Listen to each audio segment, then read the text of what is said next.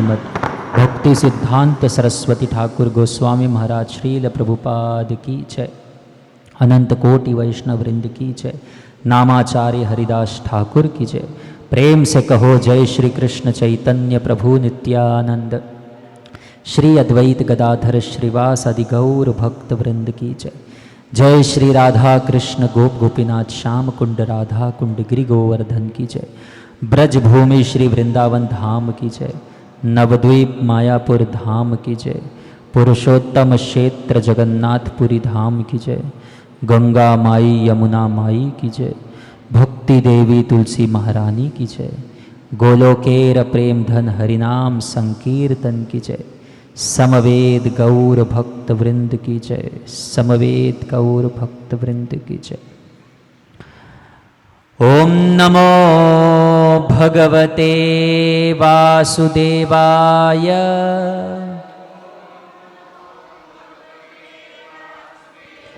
ओम नमो भगवते वासुदेवाय।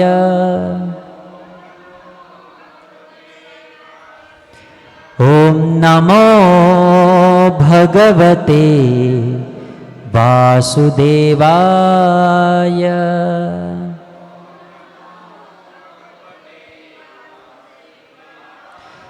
नारायणं नमस्कृत्यं नरं चैव नरोत्तमं देवीं सरस्वतीं व्यासं ततो जायमुदीरये। नष्टप्रायेषु अभद्रेषु नित्यं भागवत सेवया। भगवते उत्तमश्लोके भक्तिर्भवति नैष्ठिकी। कृष्णाय वासुदेवाय देवकी नंदनाय च नंदगोपकुमाराय गोविंदाय नमो नमः। हे कृष्ण करुणा सिंधु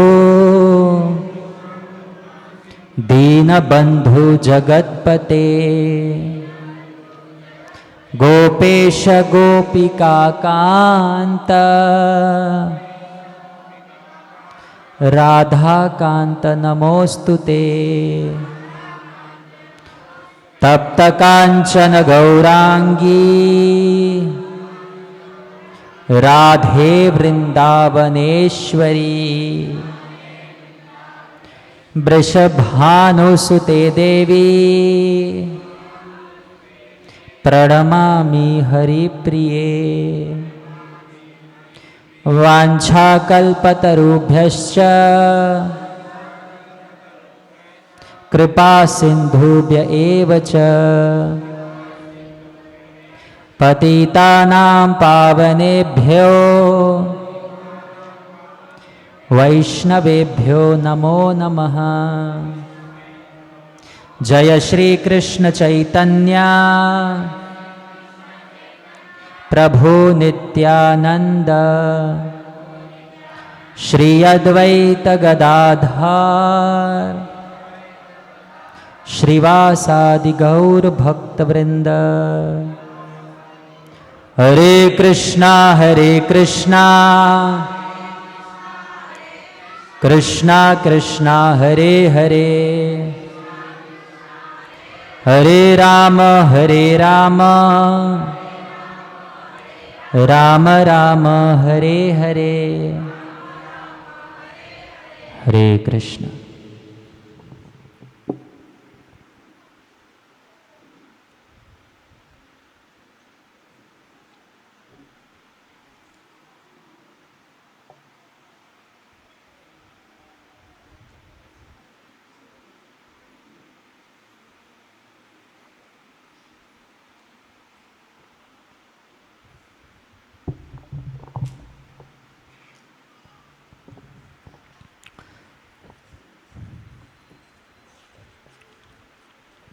तो कल हमने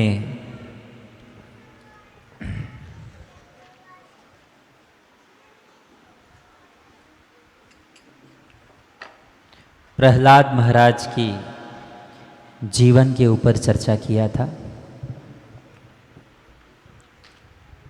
तो भगवान प्रहलाद महाराज के इच्छाओं को पूर्ण करने के लिए, उनके शब्दों को पूर्ण करने के लिए स्तंभ से प्रकट होते हैं। बहुत सुंदर रूप से वर्णन आता है भागवत में कि कैसे भगवान अपने भक्त के शब्दों को सम्मान रखने के लिए, प्रहलाद महाराज ने कह दिया भगवान सर्वव्यापी है। हिरण्यकश्यपु पूछते हैं क्या तुम्हारे भगवान इस स्तंभ में उपस्थित हैं? प्रहलाद महाराज पूर्ण विश्वास के साथ कहते हैं हाँ। अब प्रहलाद महाराज के सम्मान की बात थी। अगर वो स्तंभ तोड़ते और उसमें से भगवान ना निकलते, भगवान तो सब जगह है लेकिन इस मूर को भौतिक रूप से दर्शन ना देते, तो फिर प्रहलाद महाराज के वचनों का अपमान हो जाता। तो एक 5 वर्ष के बालक के शब्दों का सम्मान रखने के लिए भगवान एक रूप धारण करके प्रकट होते हैं।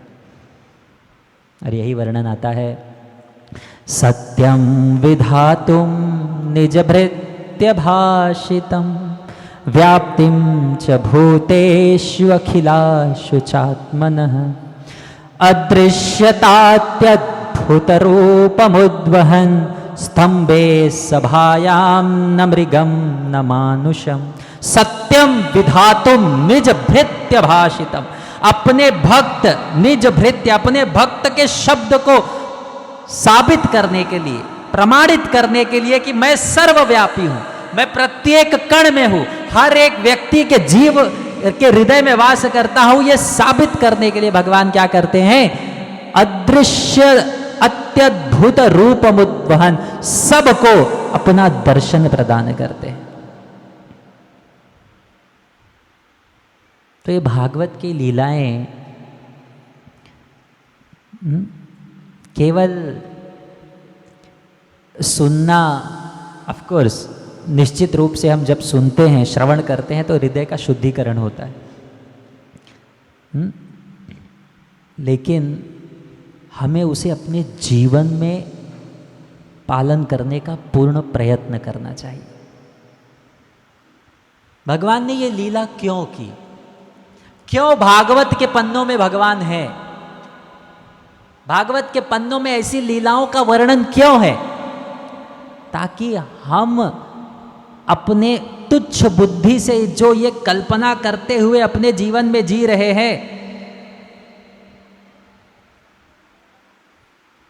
भगवान है क्या, भगवान है तो कहां है, भगवान है तो दिखाओ।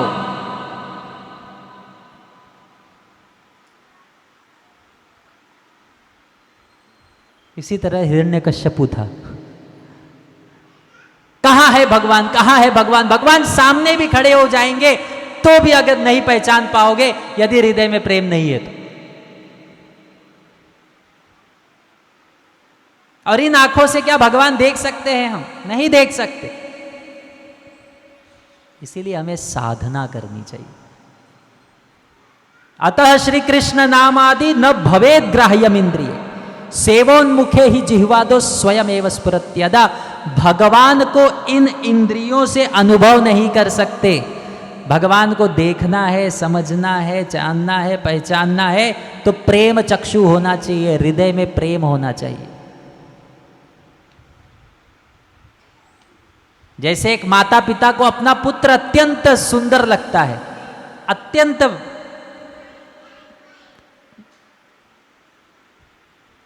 कुशल लगता है, भले वो एक नंबर का नालायक क्यों ना हो और बाह्य दृष्टिकोण से कुरूप क्यों ना हो, लेकिन क्योंकि माता पिता को इतना प्रेम है अपना पुत्र उसे प्रिय लगता है। उसी प्रकार से जब हमारे हृदय में प्रेम होगा तब हम भगवान को हर स्थान पर देख पाएंगे। प्रेमांजन चुरित भक्ति विलोचने। ठीक है, तो इसी प्रकार से 8वें स्कंद में और एक बहुत सुंदर 8वां स्कंद, कल हमने 7वें स्कंद तक चर्चा किया, अब 8वां स्कंद से हम प्रारंभ करेंगे। 8वें स्कंद में एक बहुत सुंदर लीला आता है, अद्भुत, और विशेष रूप से अधिक मास में वो लीला का हमें चर्चा करना चाहिए, और वो है गजेंद्र मोक्ष लीला। गजेंद्र, एक बच्चे को जो आवाज़ कर रहे हैं वो थोड़ा पीछे की ओर बैठ सकते हैं, थोड़ा डिस्टर्ब होता है काफ़ी। कोई बच्चे अगर थोड़ा सा आवाज़ कर रहे हैं तो पीछे भी आप वहाँ बैठोगे तो फिर हमको थोड़ा सा क्षमा करिए।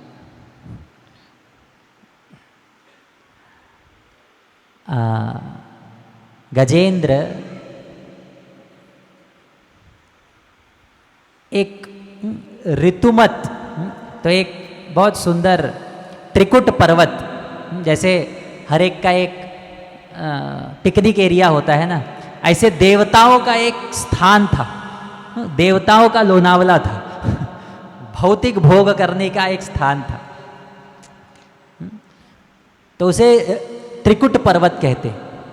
ठीक है, तो त्रिकुट पर्वत के 3 मुख्य ऐसे चोटी थे, एक सोने का बना हुआ था, एक चांदी का बना हुआ था, एक लोहे का बना हुआ था, बहुत सुंदर और सारे रत्नों से और प्राकृतिक ऐश्वर्य से परिपूर्ण था।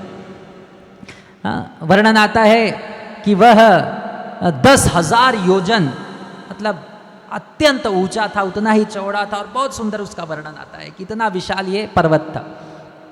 और उस पर्वत में क्या था, एक बगीचा था, उसका नाम था ऋतुमत बगीचा।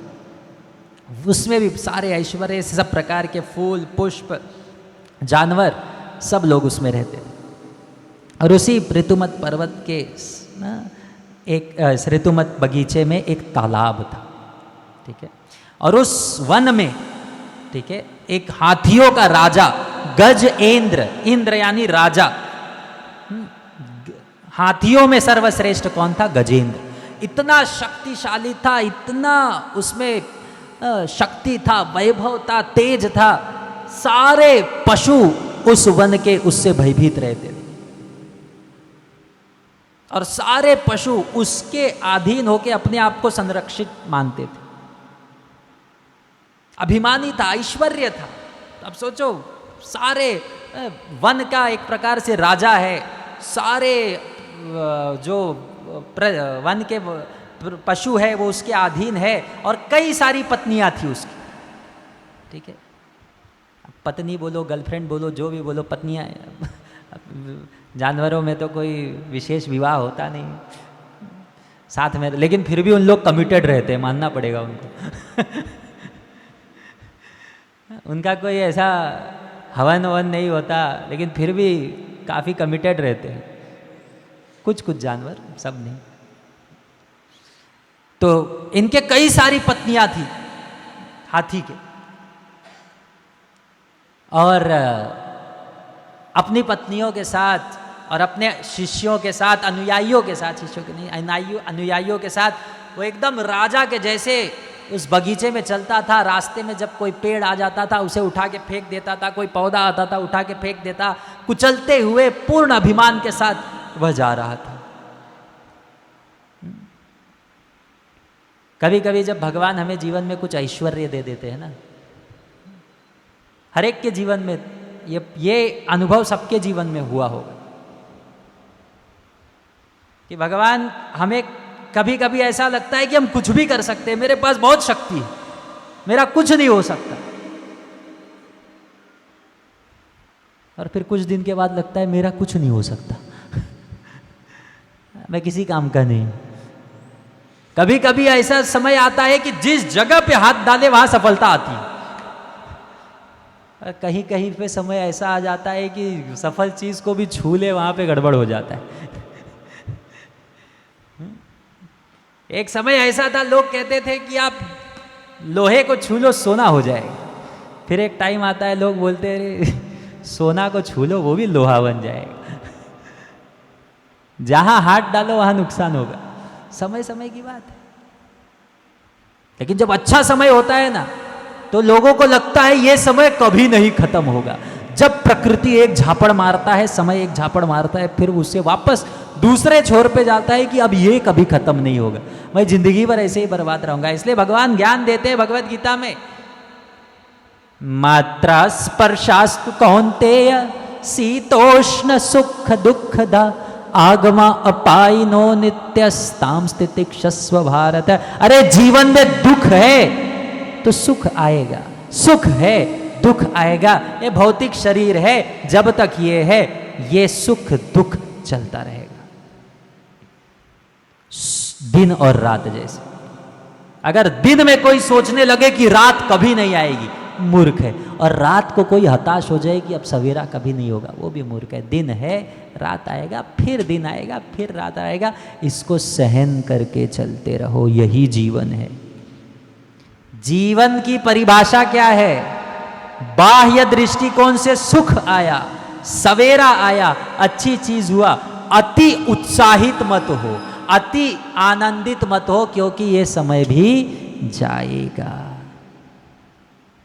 एक बार एक राजा ने स्पर्धा रखा और कहा कि सबसे छोटा ऐसा कविता बनाओ कि जब मैं दुखी हूं तो सुखी हो जाऊं और सुखी हूं तो दुखी हो जाऊं। आपका कविता ऐसा होना चाहिए। तो कई सारे कवियों ने कविताएं लिखी।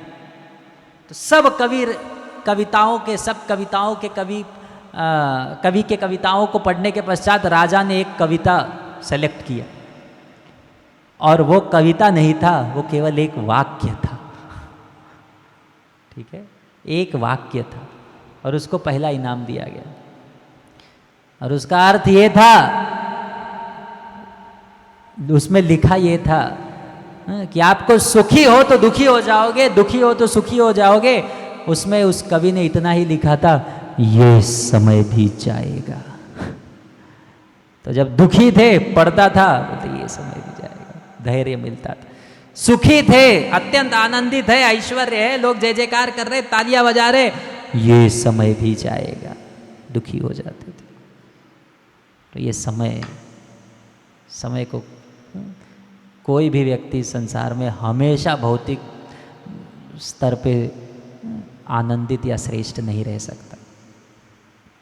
और ये स्वभाव से पता चलता है, ये स्वभाव से पता चलता है। हम कैसे बोल रहे हैं, हमारा शारीरिक व्यवहार क्या है, हम कैसे बैठे हैं, कैसे लोगों के साथ व्यवहार कर रहे हैं, हमारे हाव भाव में पता चल जाता है कि व्यक्ति को लग रहा है कि इसका भौतिक प्रसिद्धि हमेशा रहेगा। अलेक्जेंडर निकला था पूरे संसार को जीतने के लिए, और निकला था घर से। तो जब कोई घर से निकलता है तो उसकी पत्नी बोलती है ना, कुठे जाता है, मार्केटला काहीतरी घेऊन या माझ्यासाठी। तो लोनावला जाएंगे तो क्या खरीद के लाएंगे? हाँ, चिक्की।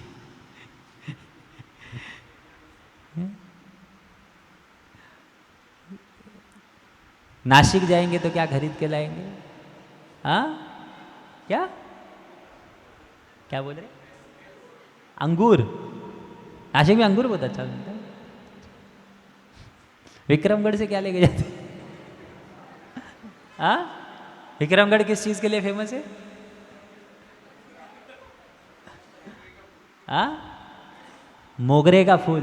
मेरे को तो मिला नहीं, 2 दिन से ढूंढ रहा हूं।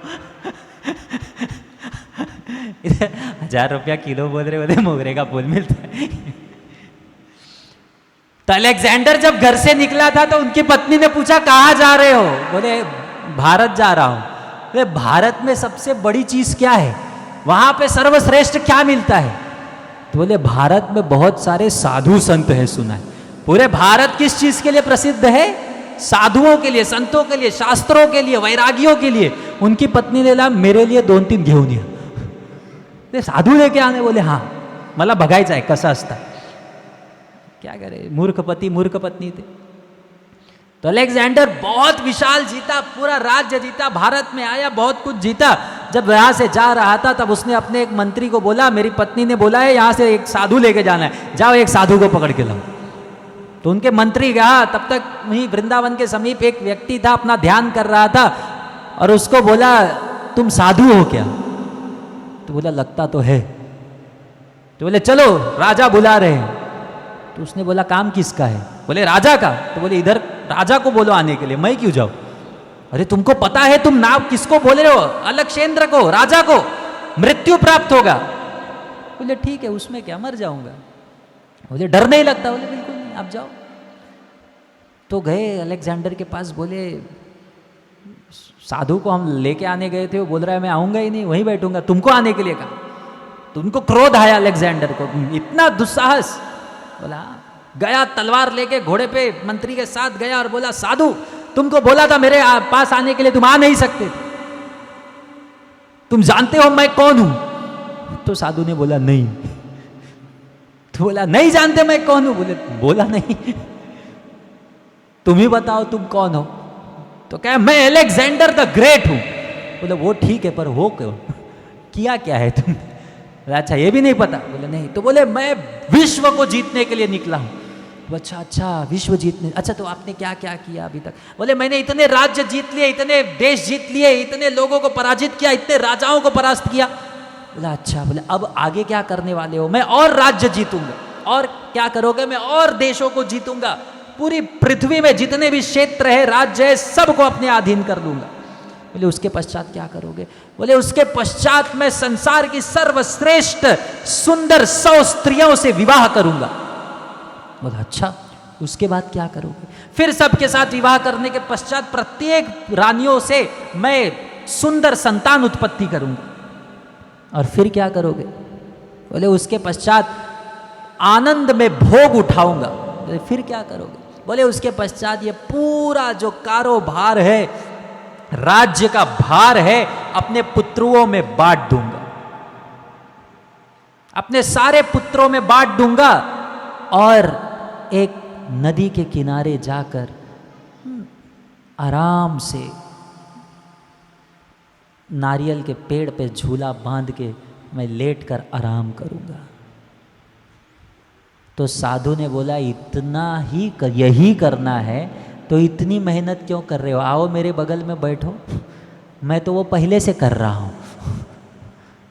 तो इतना मेहनत क्यों कर रहे हो? इतनी यही करना है तो इस संसार के ऐश्वर्यों के पीछे भागते भागते जीवन खत्म हो जाएगा. और वो अलेक्जेंडर जिनको इतना अभिमान था कि मैं सारे विश्व के राजाओं को परास्त करूंगा, भारत के मच्छरों ने उन्हें मार दिया, मलेरिया से मरा. बड़े बड़े राजा नहीं हरा पाए, इतना छोटा सा मच्छर मार दिया. ये है भगवान की इच्छा. अभिमान किस बात का? किस बात का अभिमान? ठिकाना नहीं है कल जीवन है कि नहीं, ठिकाना नहीं है हम कितना श्वास ले पाएंगे, तो किस बात का अभिमान? इसका अर्थ ये नहीं कि हमें परिश्रम नहीं करना है, सांसारिक जिम्मेदारियों को संभालना नहीं है. इसका अर्थ यह है कि इसी को सब चीज मत समझो. जैसे ट्रेन होता है, उसमें कई सारे डिब्बे होते हैं, लेकिन सबसे मुख्य डिब्बा इंजन होता है. वो एक डिब्बा तो लगाओ. अरे 24 घंटे है, जब भी हम कोई अध्यात्म की बात कर रहे हैं तो लोग कई बार सोचते हैं, प्रभु जी तुम्हाला काय, तुम्ही तर घरी जाणार, तुमच्या आश्रममध्ये राहणार, जबाबदारी काय असतं, तुम्हाला काय माहिती. अरे हम कब कह रहे हैं सब छोड़ दो, कुछ समय तो निकालो अपने 24 घंटे में, 1 घंटा तो निकालो, आधा घंटा तो निकालो, भगवान का नाम जप लो. जिसने इसमें श्वास दिया है, शरीर दिया है, सूर्य चंद्र हवा पानी जो दे रहे हैं, उनको धन्यवाद तो बोलो. इसी को आध्यात्म कहते हैं. पहला आध्यात्म का प्रमुख लक्षण क्या है? कृतज्ञता. यदि कोई व्यक्ति तुम्हें भोजन दे रहा है, पानी दे रहा है, आपका लालन पोषण कर रहा है, तो क्या उसको कृतज्ञ होना, उसके प्रति धन्यवाद देना ये हमारा कर्तव्य नहीं है? इसके लिए ट्रेनिंग देना होगा, ये स्वाभाविक है। लेकिन मूर्ख व्यक्ति क्या सोचता है कि ये सब अपने आप आ रहा है। एक बहुत धनी व्यक्ति था, वो क्या करता था, गरीबों को रोज वो अन्न फेंकता था, चावल के पैकेट, दाल के पैकेट अपने बालकनी से रोज फेंकता था। और सारे जो गरीब लोग हैं वो सारे लोग आते थे और रोज पैकेट उठा उठा के ले जाते थे। वो इतने महीनों से फेंकता था कि सब लोग आते थे, एक टाइम पे अपना अपना पैकेट उठा उठा के सब लोग चले जाते थे। तो ये जो फेंक रहा था व्यक्ति, इसने बोला है यार, अपने एक मित्र को बोला, मैं रोज इतना सारा पैकेट फेंकता हूँ, भीड़ इकट्ठी होती है इसको लेने के लिए, आज तक किसी ने ऊपर देख के मुझे धन्यवाद नहीं बोला, ये भी पूछा नहीं कि ये फेंक कौन रहे। तो उसके मित्र ने बोला एक उपाय है। बोले क्या? बोले अगले दिन ना पैकेट मत फेंकना, उसमें कंकड़ पत्थर डाल के नीचे फेंको। बोले अरे, बोले नहीं फेंको देखो। तो अगले दिन उसने चावल दाल ये सब नहीं फेंका, पोटली में कंकड़ डाल के फेंका। सब लोग आए, पोटली उठाए, देखा सब में कंकड़ है, सबको क्रोध आया और पहली बार सब लोगों ने ऊपर देखा कि किसने फेंका ये।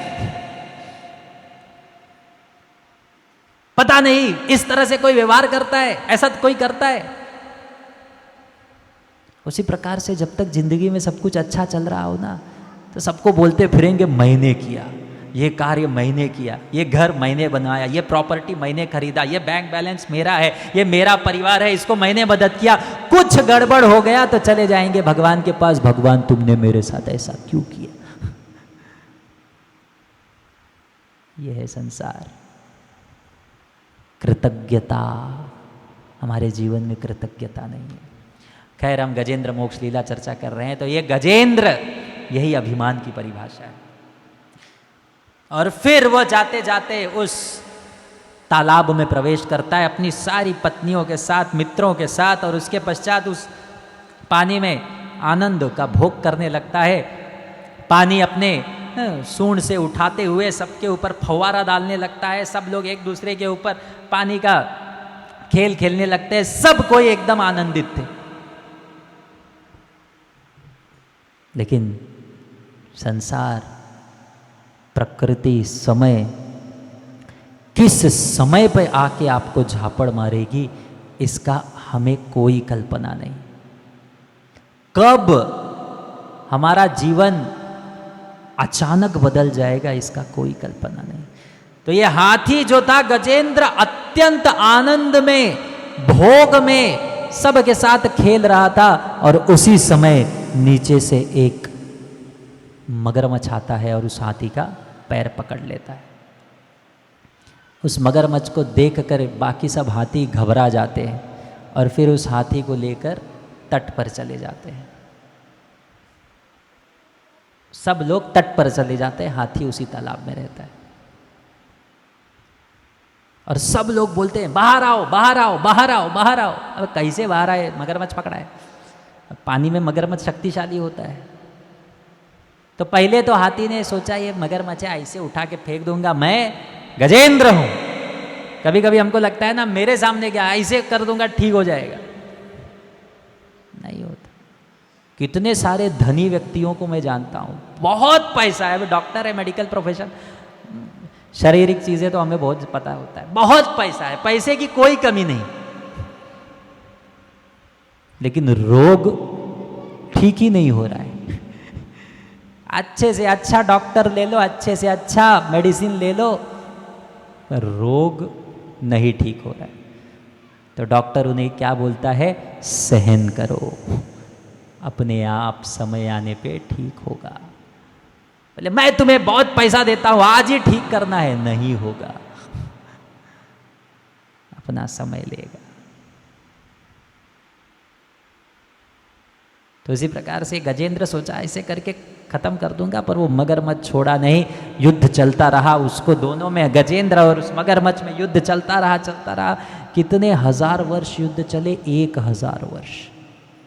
वो गजेंद्र लड़ता रहा पर मगरमच्छ ने छोड़ा नहीं, उसने भी पकड़ कर रखा था। अभी क्यों था ये मगरमच्छ, कौन था ये हाथी, कौन था, हम आगे चर्चा करेंगे। लेकिन तब जब पूर्ण रूप से हताश हो गए, निराश हो गए, इसलिए भगवान हमारे जीवन में दुख देते हैं। जब गजेंद्र थक गया, निराश हो गया, देख रहा है गजेंद्र लीला इतना क्यों भागवत में बहुत प्रमुख लीला क्यों माना जाता है, कि गजेंद्र लीला हमें सिखाता है कि गजेंद्र के सारे संबंधी, सारे मित्र, सारी पत्नियां, सारे पुत्र उसको देख रहे हैं कि गजेंद्र तड़प रहा है, फंसा हुआ है, पर कोई निकाल नहीं सकता, कोई निकाल नहीं सकता। आपके मित्र, बाकी सब संबंधी, बाकी सब लोग, समय ऐसा आएगा आपको देखेंगे, आपके पीड़ा को केवल देख सकते हैं, उनकी इच्छा हुई। आधे लोग तो ऐसे होंगे जो मदद करने के पहले ही भाग जाएंगे, जब तक आपका समय अच्छा है साथ में रहेंगे, समय खराब गायब। और कुछ लोग ऐसे हैं जो चलो आपको मदद करने की इच्छा होगी तो भी नहीं कर पाएंगे, नहीं कर पाएंगे। कितने सारे लोग जानते हैं, पिता को कैंसर हुआ है, बच्चा बहुत बड़ा डॉक्टर है, कुछ नहीं कर सकता, अपने पिता को तड़पता हुआ केवल देख सकता। क्या करोगे? और उस समय केवल एक ही आश्रय रहता है, भगवान। तो क्या हमें ऐसी परिस्थिति आना अनिवार्य है कि हम भगवान को ऐसे समय पर आश्रय ले? जब कोई व्यक्ति शरीर छोड़ देता है तब लोग कहते हैं भगवान का नाम सत्य है। तो जब तक जीवित था तब तक क्या झूठा था? जब तक जीवित था तब तक क्या झूठा था? तब भगवान का नाम सत्य नहीं था। लेकिन ये जब तक जीवन है तब तक क्यों हम भगवान का आश्रय नहीं लेते? हमें उसी तरह से भगवान का तीव्र आश्रय लेना है जब तक हमारा जीवन है। ये क्या है?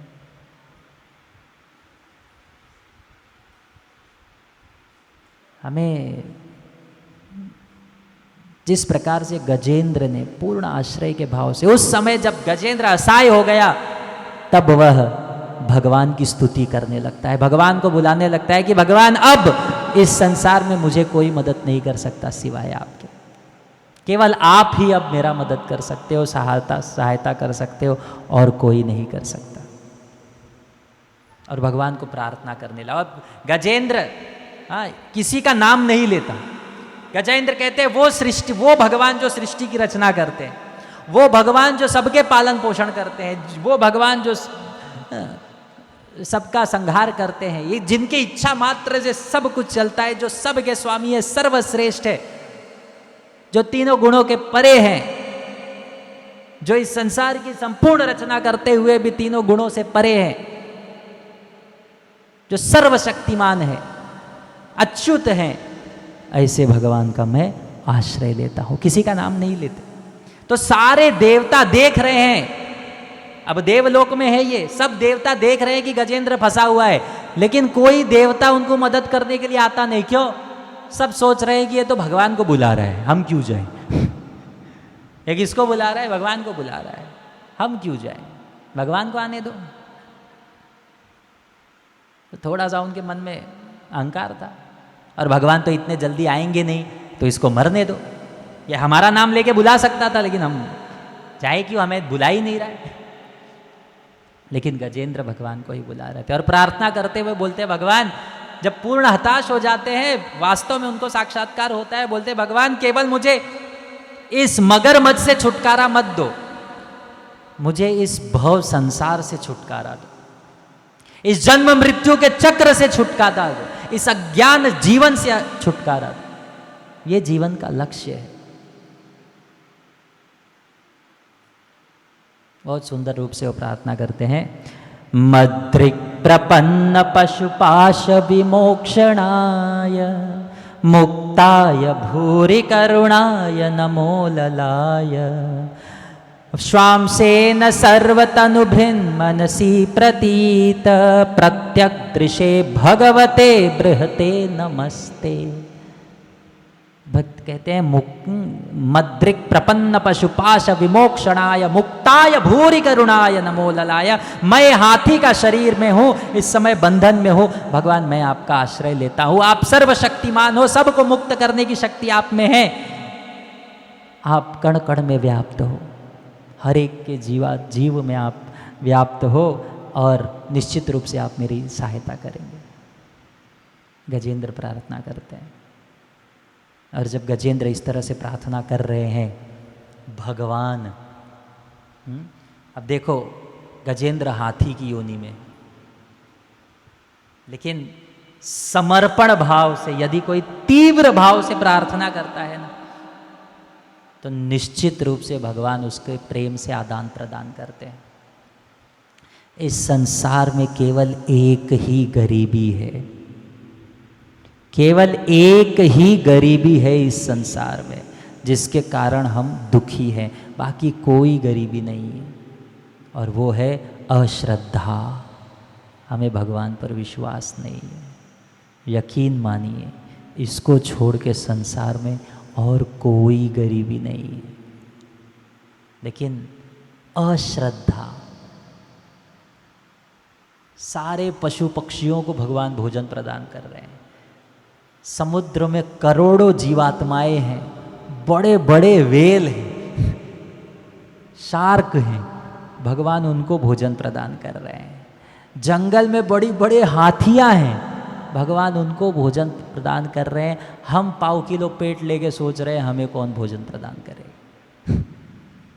हमारा पेट इतना बड़ा होता है, एक मुट्ठी अगर रख लो इतना बड़ा बोलते हैं हमारा पेट होता है।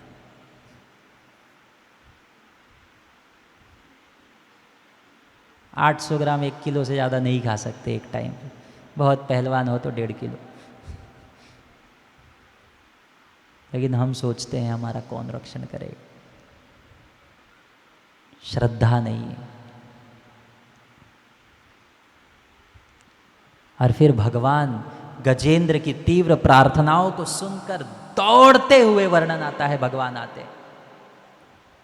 कहीं कहीं पे ऐसा वर्णन है, कथाओं में सुना है, जब गजेंद्र बुला रहे थे, पुकार रहे थे, तो भगवान बोले कि मुझे जल्दी जाना है, तो गरुड़ को बोले तेज चलो, और गरुड़ उड़ रहे थे, और भगवान बोल रहे थे और तेज चलो, और तेज और तेज और तेज, तो गरुड़ अपनी पूरी शक्ति से आने लगे और बेहोश हो गए। गरुड़ बेहोश हो गए तो भगवान बोले अरे इसको क्या हो गया, आप गरुड़ को छोड़ के तो नहीं जा सकते। तो गरुड़ को उठाए, अपने कंधे पे रखे, और फिर भगवान दौड़ते दौड़ते आए। ठीक है, और ऐसा वर्णन है कि दौड़ रहे थे इतनी तीव्र से कि भगवान की धोती छूट गई। तो जब भगवान गजेंद्र के पास पहुंचे, एक हाथ में गरुड़ थे, एक हाथ में धोती पकड़े हुए थे। अब ये कथाओं में सुना है, लेकिन इतनी तीव्रता थी भगवान को आने का। और जैसे ही आए, चक्र लेते हैं, तुरंत उस मगरमच्छ का वध करते हैं और उस गजेंद्र को उठाते हैं। उस गजेंद्र को तत्क्षण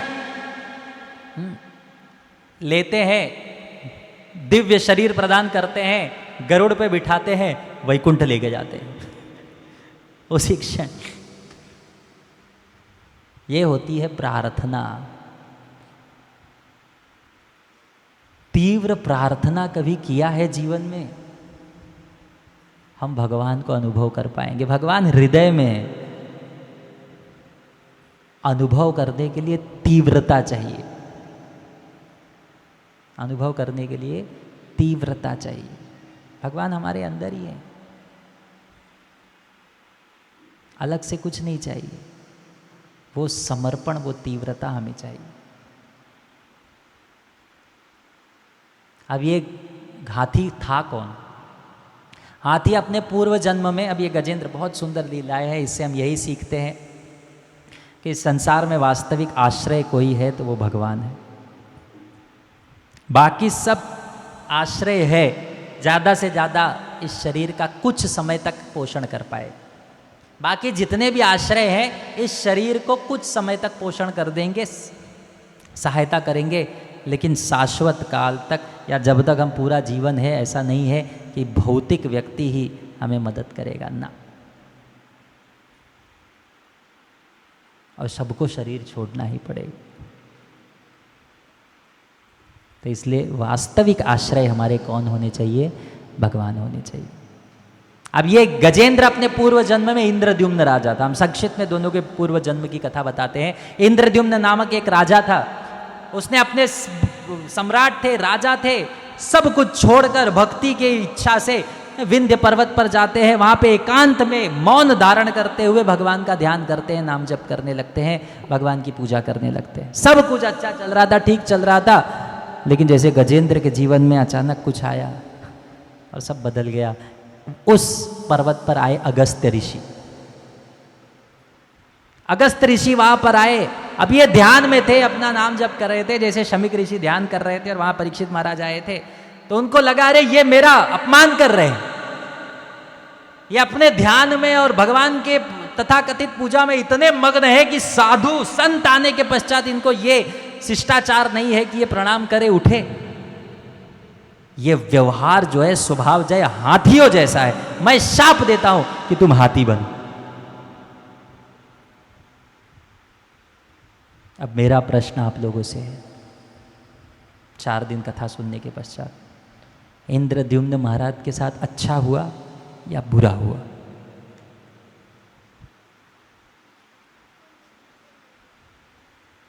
हाँ बोलिए।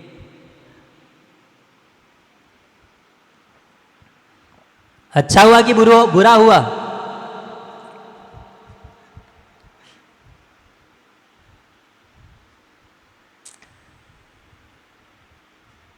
वास्तव में इंद्रद्युम्न महाराज भक्ति कर रहे थे।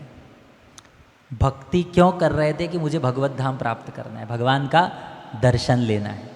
जब हम नाम जप करते हैं क्या भाव से करते हैं? कि मुझे भगवान का कृपा प्राप्त करना है, दर्शन लेना है, धाम प्राप्त करना है। लेकिन जब कोई चीज़ें फास्ट तेजी से होता है ना, तो पहले हमारे पूर्व कर्म नष्ट होंगे, तभी तो भगवत धाम जाएंगे। तो वो तेजी करने के लिए चीज़ों को और गंभीर रूप से करना होता है। इसलिए इंद्रद्युम्न महाराज शीघ्र ही भगवान को प्राप्त करे, इसलिए अगस्त्य ऋषि अकस्मात बिना किसी कारण भगवत इच्छा से उसको शाप देते हैं, हाथी बनो, हाथी का जीवन प्राप्त करते हैं। तत्क्षण मगरमच्छ पकड़ता है और सीधा भगवत धाम चले जाते हैं। जितने भी दोष हैं खत्म हो जाते हैं, भगवत धाम चले जाते हैं। अगर ऐसे ही भगवत धाम जाने का समय होता तो कितने जन्म लग जाते, लेकिन देखो एक जन्म में भगवत धाम पहुंच गए। तो अच्छा हुआ कि बुरा हुआ? अच्छा हुआ। तो इसी प्रकार से हमें जीवन में समझना है कि बाह्य रूप से जब हमारे जीवन में कुछ दुख है, कुछ समस्या है, कुछ परेशानी है, ये मत सोचो कि ये आपके लिए बुरा है। यह हमारे लिए हो सकता है भगवान का बहुत एक सुंदर योजना है, युक्ति है, जो कि हमारे लिए हितकारी है, जो हमारा फायदा करेगा, लाभ करेगा। भरोसा रखो, विश्वास रखो, धैर्य रखो, आगे बढ़ो। तब भगवान का योजना समय आने के बाद समझेगा कि अरे ये जो हुआ मेरे जीवन में अच्छा हुआ। कई बार समझ आता है, कई बार ना भी समझता है, जब हमारी आसक्ति बहुत तीव्र है। लेकिन कुछ भी होता है आपके साथ, ये निश्चित है कि वो आपके लिए जरूरी था, आपके लिए हितकारी है। स्वीकार करना ही हमारे हाथ में है, और कृतज्ञ होकर स्वीकार करेंगे तभी हम शांत रह पाएंगे, क्योंकि ये हमारा ही बिल है, इसीलिए हम पर फटा है। हमने कल चर्चा किया था। उसी प्रकार से मगरमच्छ कौन था? मगरमच्छ अपने पूर्व जन्म में एक गंधर्व था। उसका नाम था हुहू। क्या नाम था? अब हुहू, जैसे कुछ लड़के होते हैं ना, सुंदर लड़के जो अपने आप को सुंदर समझते हैं, कुछ लड़के ऐसे होते हैं, मोटरसाइकिल पे घूमते हैं, जाने कौन सा हेयर कट कटा के, और कौन सा भूतों का कपड़ा पहन के घूमते हैं।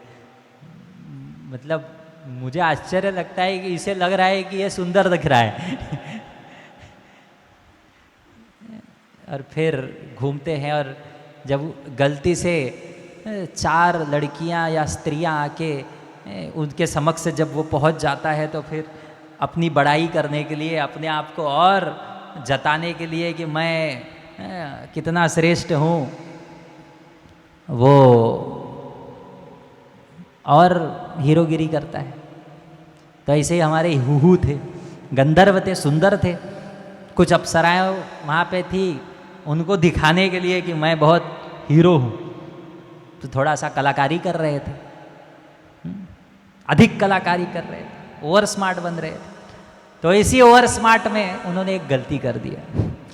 तो एक तालाब में देवल ऋषि क्या कर रहे थे, संध्या कर रहे थे अपनी, और हुहू जो गंधर्व था उसको थोड़ा ही करने का मन किया, थोड़ा मजाक करने का मन किया। तो हुहू ने क्या किया, पानी के अंदर से गए और देवल का पैर खींच लिए और देवल ऋषि गिर गए, और सारी अप्सराएं जो हंसने लगी। हुहू बोला, देखा क्या कलाकारी किया है मैंने। तो देवल ऋषि उसको देखे, बोले मूर्ख को इतना पता नहीं कि कब क्या करना है। तुम्हें पानी के नीचे से आके पैर खींचने में बड़ा आनंद आता है, मैं तुम्हें शाप देता हूँ, जाओ मगरमच्छ बन जाओ। और यही देवल और यही हुहू क्या बनता है, मगरमच्छ बनता है।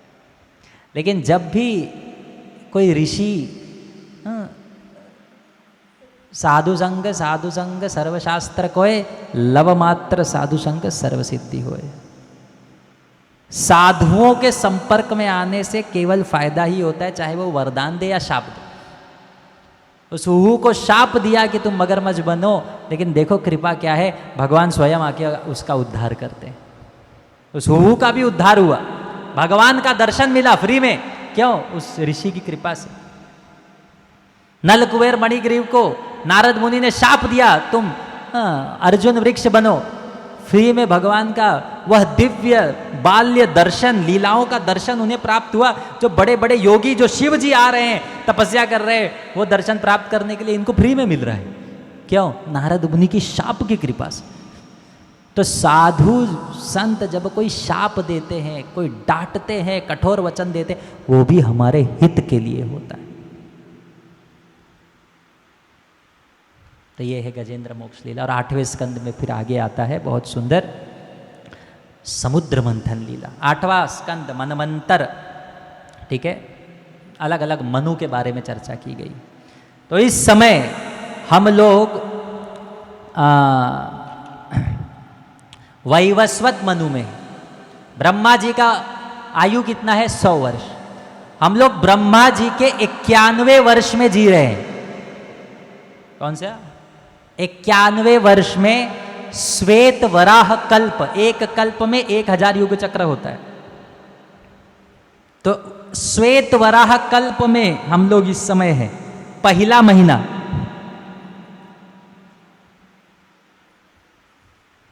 ब्रह्मा जी के 91वें वर्ष के पहले महीने के श्वेत वराह कल्प में हम लोग हैं। एक कल्प, भगवान के एक दिन में 14 मनवंतर होते हैं। कितना? और एक मनवंतर में 71 युग चक्र होता है। कितना? तो हम इस समय 7वें मनवंतर में हैं। टोटल कितना मनवंतर होता है? मनु होते हैं 14। हम लोग कौन से मनु में हैं? 7वें। और एक मनवंतर में कितने युग चक्र होते हैं? जैसे 1000 को 14 से भाग करो तो 71 आएगा। एक कितने युग चक्र होते हैं? 71। तो हम लोग कौन से युग चक्र में हैं? 28वें युग चक्र में। इतना डिटेल कौन दे सकता है? तो पहला मनु है स्वयंभू मनु, स्वरोचिष मनु, उत्तम मनु, तमसा मनु, रैवत मनु, चक्षुष मनु, और अब वैवस्वत मनु। ठीक है, ये वर्णन आता है। तो इसी 8वें स्कंद में वर्णन आता है, बहुत सुंदर लीला है समुद्र मंथन का। तो हमने पूर्व में चर्चा किया। और मगरमच्छ अपने पूर्व जन्म में क्या था? क्या था? गंधर्व। क्या नाम था? हुहू। क्या गलती किया उसने? वैष्णव अपराध किया। पैर खींचना मतलब भक्त की निंदा करना। कोई नाम जप कर रहा है, भक्ति में आगे बढ़ने का प्रयत्न कर रहा है, खुद तो नहीं कर रहे हो, या फिर कोई अच्छा कर रहा है और आपके मन में ईर्ष्या हो रहा है कि वो मुझसे अच्छा कैसे कर रहा है, आपके मन में ईर्ष्या है और आप पैर खींचते हो। ये पैर खींचना मतलब क्या है? वैष्णव निंदा करना। परिणाम क्या होगा? वही जो हु का हुआ। वैष्णव अपराध का कोई दूसरा पर्याय नहीं। जैसे अब रेत पर चलते हैं ना, वर्णन आता है, अगर समुद्र बहुत भीषण गर्मी है, बहुत गर्मी है, तो जब आप समुद्र के तट पर चलोगे तो सिर पे जो धूप लग रहा है और पैर पे जो चटका बैठ रहा है, दोनों में से अधिक भयंकर क्या है? सिर का धूप या पैर में जो चटका बैठ रहा है वो? हाँ, क्या? पैर का चटका, क्योंकि बालू इतना गर्म हुआ है कि थोड़ा सा भी चटका, एक बार 1 घंटे तक सिर का धूप सहन कर सकते हैं, पर 2 मिनट, जैसे हम सब लोग गए थे द्वारका, तो द्वारका में सब जब बहुत अच्छा दर्शन हुआ, तो एक जब हम गए नागेश्वर शिवलिंग, तो फिर वहाँ पे जहाँ तक शेड था वहाँ तक तो लाइन में सब अच्छे से खड़े थे, फिर शेड के बाहर उन्होंने एक विशेष टाइल लगवाया था, वो तवे जैसा जल रहा था, तो हमारे सारे भक्त वहाँ पे आके नाचने लगे बिना कीर्तन के। तो ज़्यादा से ज़्यादा 3 मिनट खड़े हुए रहेंगे, लेकिन 3 मिनट में 2 मिनट तो हवे में थे, 1 ही मिनट जमीन पे पैर था उनका, इतना भयंकर चटका बैठ रहा होता।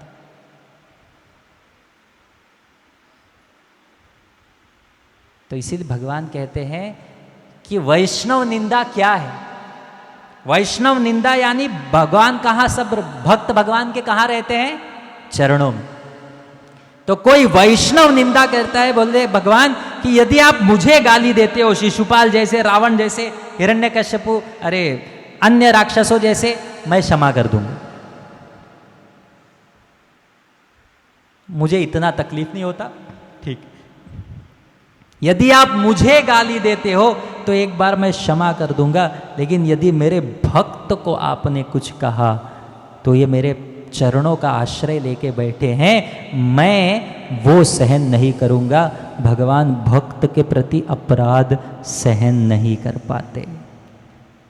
भगवान के प्रति कोई गलत शब्द बोलो, निंदा करो, आप जाके भगवान को क्षमा मांग लो, भगवान क्षमा कर देते। भक्त के प्रति कोई निंदा करो, आप जाके उस भक्त ने आपको क्षमा भी कर दिया, माफी भी मांग लिया, फिर भी भगवान को इतना क्रोध होता है कि उसे दंड देते। इसलिए वैष्णव निंदा सबसे भयंकर अपराध है। और छोटा सा भी, हम 6ठे स्कंद में देखें ना, इंद्र को इतना भोगना पड़ा, क्यों? किसको याद है? बृहस्पति जब आए तो वो क्या नहीं किए? क्या नहीं किए? खड़े नहीं हुए। तो उसी प्रकार से दुर्वासा मुनि एक बार, अभी 8वें स्कंद में समुद्र मंथन लीला का प्रारंभ ऐसे होता है। दुर्वासा मुनि एक बार जा रहे थे, इंद्र को देखे, इंद्र ऐरावत पर बैठ के चल रहे थे। दुर्वासा मुनि को बड़ा आनंद आया, उन्होंने अपने हार निकाल के उस ऐरावत को प्रदान, उस इंद्र को प्रदान किया कि लो आप मेरा हार पहनो, कृपावश। तो इंद्र सोचे मैं इंद्र हूं, ठीक है, हार दिए, क्या बात है, उन्होंने ऐरावत को दे दी। अब ऐरावत हाथी है, इंद्र को नहीं समझा तो ऐरावत को क्या समझेगा? हार लिया, नीचे डाल दिया और पैरों से कुचल के आगे बढ़ गए। अभी हार दिया किसने था? दुर्वासा मुनि ने, जो शाप देने में बहुत निपुण है। बोलते मैंने हार दिया और तुम उसे हाथी से कुचलवा रहे हो? तुम्हें अभिमान है अपने ऐश्वर्य का, अपने धन के, अपने पद का, मैं शाप देता हूं, ये सब कुछ नष्ट हो जाएगा। और फिर सारे जो दैत्यों की ओर से लोग थे, राक्षस थे, वे सेवा करते हुए शुक्राचार्य का, उनको बहुत शक्ति प्राप्त होता है और उसके पश्चात वे सब आक्रमण करते हैं देवताओं के ऊपर और सारे देवता परास्त हो जाते हैं, पराजित हो जाते हैं, छोड़ छाड़ कर वे सब क्या करते हैं, भाग जाते हैं। और सब लोग भागने के पश्चात ब्रह्मा जी के पास जाते हैं और वे भगवान के पास जाते हैं और प्रार्थना करने लगते हैं कि अभी परिस्थिति खराब है, कुछ तो करो। तो सब जब प्रार्थना करते हैं तो भगवान सबके सामने दर्शन देते हैं और फिर भगवान देवताओं को कहते हैं कि एक काम करो, अभी तुम्हारा समय बुरा चल रहा है, तुम्हारा समय बुरा चल रहा है, तुम क्या करो, राक्षसों के साथ हाथ मिलाओ। देखो भगवान कैसी लीलाएं करते हैं। ये सब भगवान लीला क्यों करते हैं? हमें आकर्षित करने के लिए, हमें अपने प्रति आकर्षित, अपने प्रति प्रेम बढ़ाने के लिए भगवान ये लीला करते हैं। तो भगवान देवताओं को कहते हैं कि आप क्या करो, राक्षसों के साथ जाके हाथ मिलाओ और समुद्र में सभी प्रकार के जो जड़ी बूटियां हैं, जो सुंदर पुष्प हैं और सब्जियां हैं, जो औषधि वृक्ष हैं, पौधे हैं, वह सब ले जाकर क्या करो, समुद्र में डालो और समुद्र का मंथन करो और उसमें से क्या निकलेगा, अमृत निकलेगा और उस अमृत को स्वीकार करो। उस अमृत को प्राप्त करने के पश्चात आप पुनः शक्तिशाली हो जाओगे और दैत्यों को परास्त कर पाओ।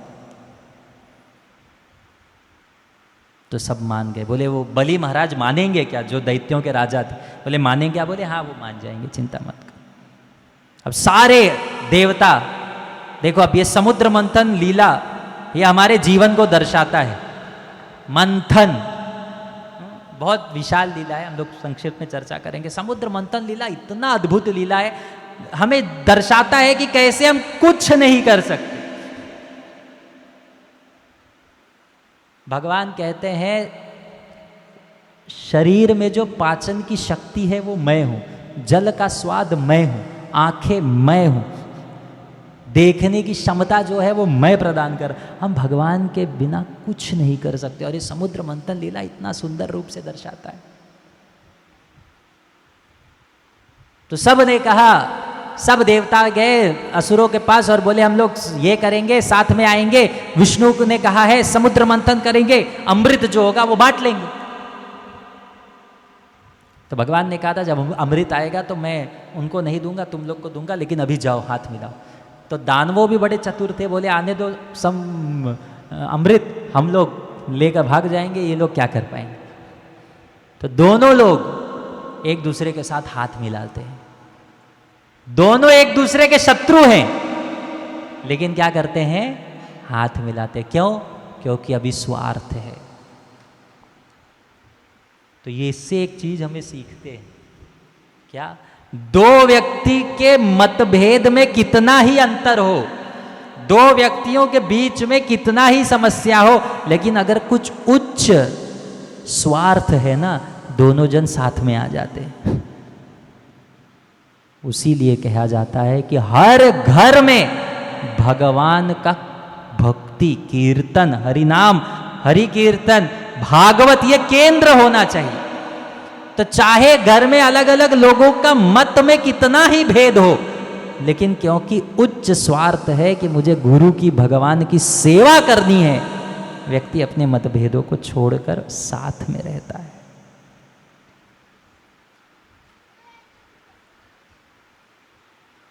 दोनों साथ में आ गए। बोले लेकिन समुद्र मंथन का, समुद्र क्षीर सागर, उसका मंथन कैसे करेंगे? पर्वत कौन सा लगेगा? मंदार पर्वत। अब मंदार पर्वत के पास गए सारे देवता असुर, सब लोगों ने मंदार पर्वत को उठाया। इतना विशाल पर्वत था, उठा के सोचे जाएंगे हम लोग समुद्र के पास रखेंगे। उठा तो लिया, कुछ दूर गए, लेकिन वो पर्वत इतना भारी था, बैठ गया और कई सारे देवता और दानव उसी के नीचे दब के मर गए। बोले मंथन कैसे होगा? पर्वत तो उठा ही नहीं पाएंगे, डालेंगे कैसे और मंथन कैसे करेंगे? तो सब लोग बोले अब कुछ नहीं हो सकता, मंथन बंद, चलो घर पे। तो सब लोग प्रार्थना किए। तो भगवान विष्णु वहां पे प्रकट हुए और भगवान विष्णु ने पर्वत को एक हाथ से उठाया, भगवान आए पर्वत को एक हाथ से उठाए, पर्वत को लेकर गरुड़ पर बैठे और गरुड़ भगवान को और पर्वत को लेकर उड़ कर गया उस सागर में, वहां पर पर्वत को रखा और फिर भगवान ने गरुड़ को कहा अभी तुम चले जाओ। और फिर भगवान ने अपनी कृपा से सारे जो दैत्य और दानव पहले ही मर गए थे उनको जीवित किया। तो वापस से सब आए, बोले आता पर्वत भेटला, आता पर्वत तो आ गया, अब मंथन करेंगे। अरे मंथन करोगे कैसे, इतनी बड़ी रस्सी कहाँ से आएगी?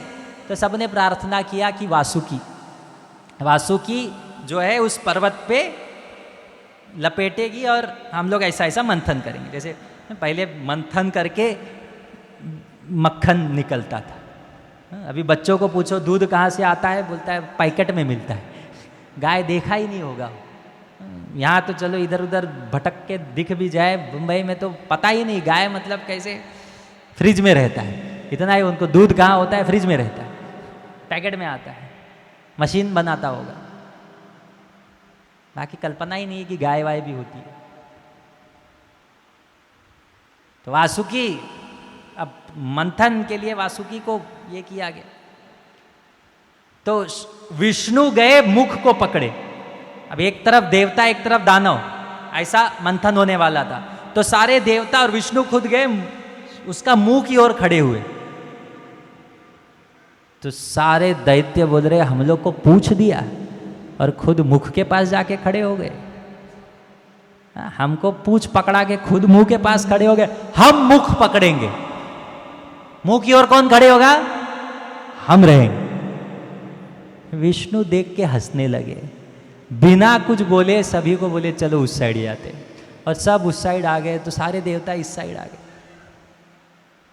अब मंथन चालू हुआ, जब मंथन चालू हुआ तब वासुकी के मुख से भयंकर विष का फव्वारा आने लगा, आग की लपटें आने लगी और सारे देवता दैत्यों के मुख पर लगने लगा, सबके मुंह काले हो गए। तब वो सोच रहे थे हम लोग पूछ की ओर ही अच्छे थे, ये मुंह किसने मांगा था। और भगवान ने बोला ठीक है मुंह ही चाहिए तो लो। तो कई बार हम भगवान के पास जाते हैं, जो हो रहा है अच्छा हो रहा है, हम जाके बोलेंगे मला असं पाहिजे, तो भगवान बोलते लो, बाद में बोलते तोच बरा होता, पहले ही अच्छा था।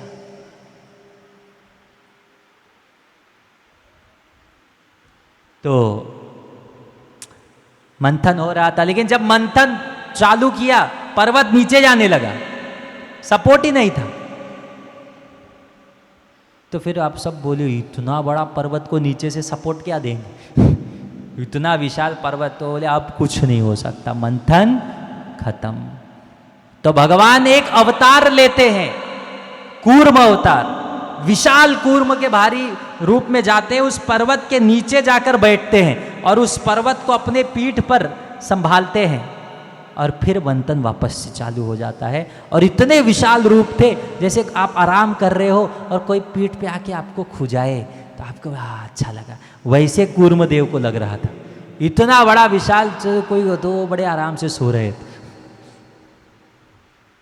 तो भगवान के दूसरे रूप। अब मंथन चालू हुआ, फिर से मंथन होने लगा तो शक्ति कम होने लगी सब। तो भगवान देवताओं में रजोगुण, दानवों में, देवताओं में सतोगुण, दानवों में रजोगुण और वासुकियों में तमोगुण के रूप में प्रवेश की, शक्ति प्रदान की। फिर मंथन चालू हुआ, मंथन हो रहा था लेकिन पर्वत हिल रहा था। ठीक है, अगर कोई है आप घूमेगा, अपने आप ऊपर आएगा, इधर उधर जाएगा, तो ऊपर से भी सपोर्ट चाहिए, नीचे से तो दे दिया लेकिन ऊपर से भी चाहिए। तो बोले अब इतने बड़े पर्वत को सपोर्ट कौन देगा। सब देवता है बोले कुछ नहीं हो सकता, मंथन खत्म। तो फिर भगवान एक विशाल रूप लेकर आते हैं, कई सारे उनके भुजाएं होते हैं और जाकर उस विशाल रूप लेके उस पर्वत के ऊपर बैठ जाते हैं। फिर से मंथन चालू होता है। ऊपर से सपोर्ट कौन दे रहा है, स्वयं भगवान। नीचे से सपोर्ट कौन दे रहा है? कूर्म अवतार। इन तीनों में शक्तियां कौन दे रहा है? भगवान दे रहे हैं। सागर कौन सा है? भगवान का सागर। तब जाके मंथन होने लगा। और जब मंथन हो रहा था तो अब जब तीव्र रूप से मंथन हो रहा था तो पहले उस मंथन से बाहर क्या आता है? विष, हलाहल। तो हलाहल विष प्रकट हुआ और इतना भयंकर विष था कि मानो पूरे संसार को, सृष्टि को नष्ट कर दे। सब लोग त्राही त्राही होने लगे, भयभीत हो गए, बोले अब कुछ नहीं हो सकता, मंथन मंथन छोड़ो, जान बचाओ, भागो। तो भगवान अब अपने भक्त को, अपने प्रिय शिव जी को वो कहते हैं, एक प्रकार से उनको ये कार्य करने का जिम्मेदारी देते हैं। तो शिव जी पार्वती से कह रहे हैं कि भगवान अत्यंत प्रसन्न कब होते हैं? जब कोई व्यक्ति सेवा करता है। और ये सेवा करने का, सब लोग परेशान है, जीवात्माएं परेशान है, ये सेवा करने का जिम्मेदारी है, मैं ये सारा विष पीऊँगा। तो पार्वती उन्हें अनुमति देती है उनकी शक्तियों को जानते हुए, और सारा जो विष, भयंकर विष था, वो शिव जी उसको पीने लगे। और देखते ही देखते सारा वो भयंकर जो हलाहल विष था उसे पी डालते हैं, और कुछ विष की बूंदें नीचे गिरते हैं। और वो जो जो पीते हैं वो सब अलग अलग प्रकार के विषैले जानवर बनते हैं, बिच्छू, सर्प इत्यादि। और कुछ कुछ शिव जी के भक्त होते हैं, बोलते मैं शिव जी का भक्त हूँ, गांजा फूकता हूँ, शिव जी का भक्त हूँ, मदिरा पीता हूँ, भांग खाता हूँ। शिव जी ने इतना विष पिया, वो भी थोड़ा पी लो। वो तो नहीं पियोगे, शिव जी के भक्त हो, बाकी सब करोगे। ये ढोंग है। देखो, कुछ कुछ अवतार जो होता है वो उपदेश देने के लिए होता है, उसका नकल नहीं कर सकते। कृष्ण का आप नकल नहीं कर सकते, उनके उपदेश का पालन कर सकते। नरसिंह भगवान का नकल नहीं कर सकते, शिव जी का नकल नहीं कर सकते। उनके उपदेश आपको नकल करने बोले, मला नकल करायचं आहे, मला भगवान नकल, तो भगवान कहते ठीक है, नकल करना है तो राम रूप लेके आता हूँ, मर्यादा पुरुषोत्तम, कभी अपने सिद्धांत से रत्ती भर भी हिले नहीं, करो नकल। राम जी का कोई नकल नहीं करेगा, नकल करेंगे कृष्ण का। 1 लाख गर्लफ्रेंड है, 16,000 पत्नियां हैं, उनका नकल करेंगे, शिव जी का नकल करेंगे। लेकिन कृष्ण ने विराट रूप दिखाया, कालिया के ऊपर नृत्य किए, गोवर्धन उठाए, ये सब नहीं कर पाएंगे। शिव जी ने विष पी लिया, बिना कपड़ों के सारे देवताओं के स्वामी बन के घूमते हैं, ये सब नहीं करेंगे। हाँ, थोड़ा सा गांजा फूकेंगे, शिव जी के छोटे भक्त हैं। ये मूर्खता है। शिव जी ने ये सेवा किया और उसके पश्चात अब उस पर्वत से, उस मंथन से सुंदर सुंदर वस्तुएं उत्पन्न होने लगती हैं। पहले उत्पन्न होता है सुरभि गाय, तो देवताएं स्वीकार करते हैं। उसके बाद आता है उच्चैश्रव घोड़ा, वो दैत्य असुर के राजा बलि महाराज लेते हैं। उसके बाद आता है ऐरावत, जो इंद्र लेते हैं। उसके बाद आते हैं अलग अलग प्रकार के हाथी, जो इस पूरे भूमंडल को संभालते हैं। उसके पश्चात आता है कौस्तुभ मणि, जो कि भगवान स्वीकार करते हैं। पद्मार्ग मणि और कौस्तुभ मणि भगवान स्वीकार करते हैं। उसके बाद आता है पारिजात वृक्ष, जो कि स्वर्ग में जाता है। उसके पश्चात अलग अलग प्रकार की अप्सराएं आती है, जो स्वर्ग लोक में जाती हैं। उसके बाद आती है लक्ष्मी जी। अब लक्ष्मी जी इतनी सुंदर, इतनी सुंदर, तो सब लोग लाइन से खड़े हो जाते हैं। स्वयंवर होता है कि ये इतनी सुंदर है, ये जिसको भी अपना पति बनाना चाहे बना सकती। हम सब लाइन में खड़े हो जाते, तो सारे लोग लाइन में खड़े हो जाते हैं। लक्ष्मी हार लेके वो घूमती, जब जन्म हुआ तो। अब जब आई तो उनका सुंदर अभिषेक हुआ, सब उनका श्रृंगार हुआ, सब हो गया। उसके पश्चात अब लक्ष्मी जी हर एक व्यक्ति को परख रही कि इसमें क्या दोष है क्या। तो कह रही है हर एक व्यक्ति में कुछ ना कुछ दोष है, किसी के पास तप शक्ति है तो उसके पास क्रोध है, किसी के पास ज्ञान है तो उसके पास नम्रता नहीं है, किसी के पास वैराग्य है तो उसके पास मुक्ति नहीं है। कोई तीनों गुणों से परे है लेकिन संग योग्य नहीं है। हर एक व्यक्ति में कुछ ना कुछ दोष है। लेकिन जब सब घूमते घूमते घूमते आई, एक ही व्यक्ति था जो निर्दोष था, लेश मात्र भी जिसमें एक भी दोष नहीं था, निष्कलंक था, वे थे भगवान विष्णु। और फिर लक्ष्मी सभी के सामने भगवान विष्णु के साथ विवाह करती। अब ये इसके पश्चात, ये बहुत सुंदर लीला है, और उसके पश्चात आते हैं कौन? धन्वंतरी। धन्वंतरी आते हैं। धन्वंतरी जब आते हैं तो हाथ में सुंदर घड़ा, अमृत का घड़ा लेकर आते हैं। और जैसे ही अमृत घड़ा लेकर आते हैं, दैत्य लोग घड़ा लेकर भाग जाते हैं और देवता देखते रहते हैं, ये क्या हो गया? हम लोग मेहनत किए, भाग गया, अब घड़ा आ गया। ये बोले कि भाई मेरा काम हो गया, विष्णु जी चले गए। बोले आपस में देख लो। अब दैत्य सब देवता बोले अभी जाएंगे तो मार खाएंगे, कौन जाएगा? तो देवता लोग बेचारे खड़े थे, और सारे जो जैसे चोर लोग होता है ना, उनमें भी एक बार 3 चोर थे, उन्होंने चोरी की। चोरी करके आए और जंगल में बैठे, और जो चोरी का सामान था, धन था, उसे खोला। उसमें कई सारे सोने के हार, धन इत्यादि थे।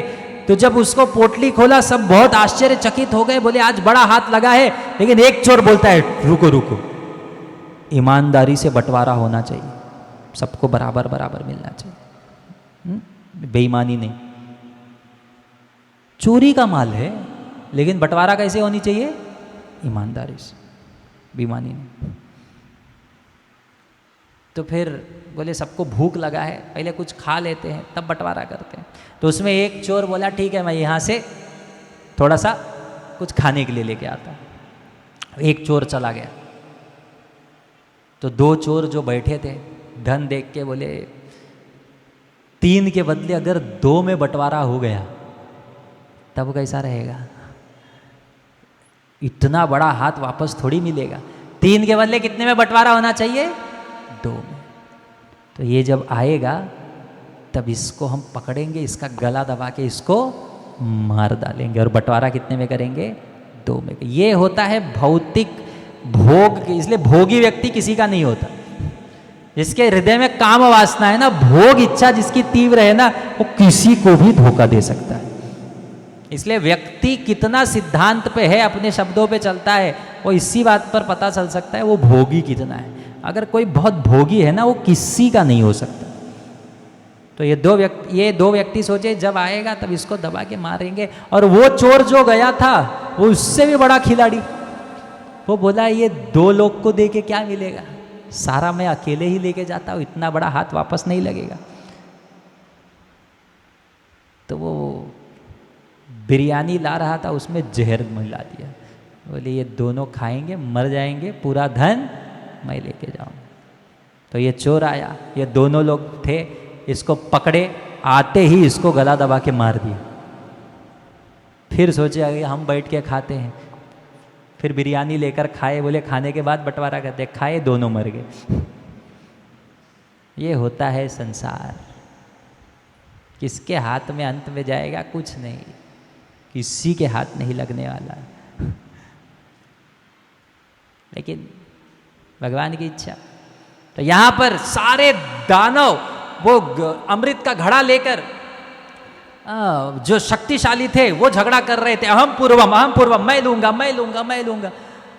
और कुछ लोग बेचारे ऐसे दुबले पतले जो राक्षस थे, दानव थे, वो दूर खड़े होके बोल रहे थे बेईमानी हो गई, हमने भी हाथ लगाया था, मी पण मंथन केला होता, एकटाच असा कसा, बेईमानी है। तो वो उधर अपना बेचारे अब झगड़ा नहीं कर सकते, जानते मार खाएंगे। और जो शक्तिशाली है वो आपस में झगड़ रहे, और देवता बेचारे दूर से देख रहे हैं। बोले इतना मंथन हुआ और फल तो मिल ही नहीं रहा है।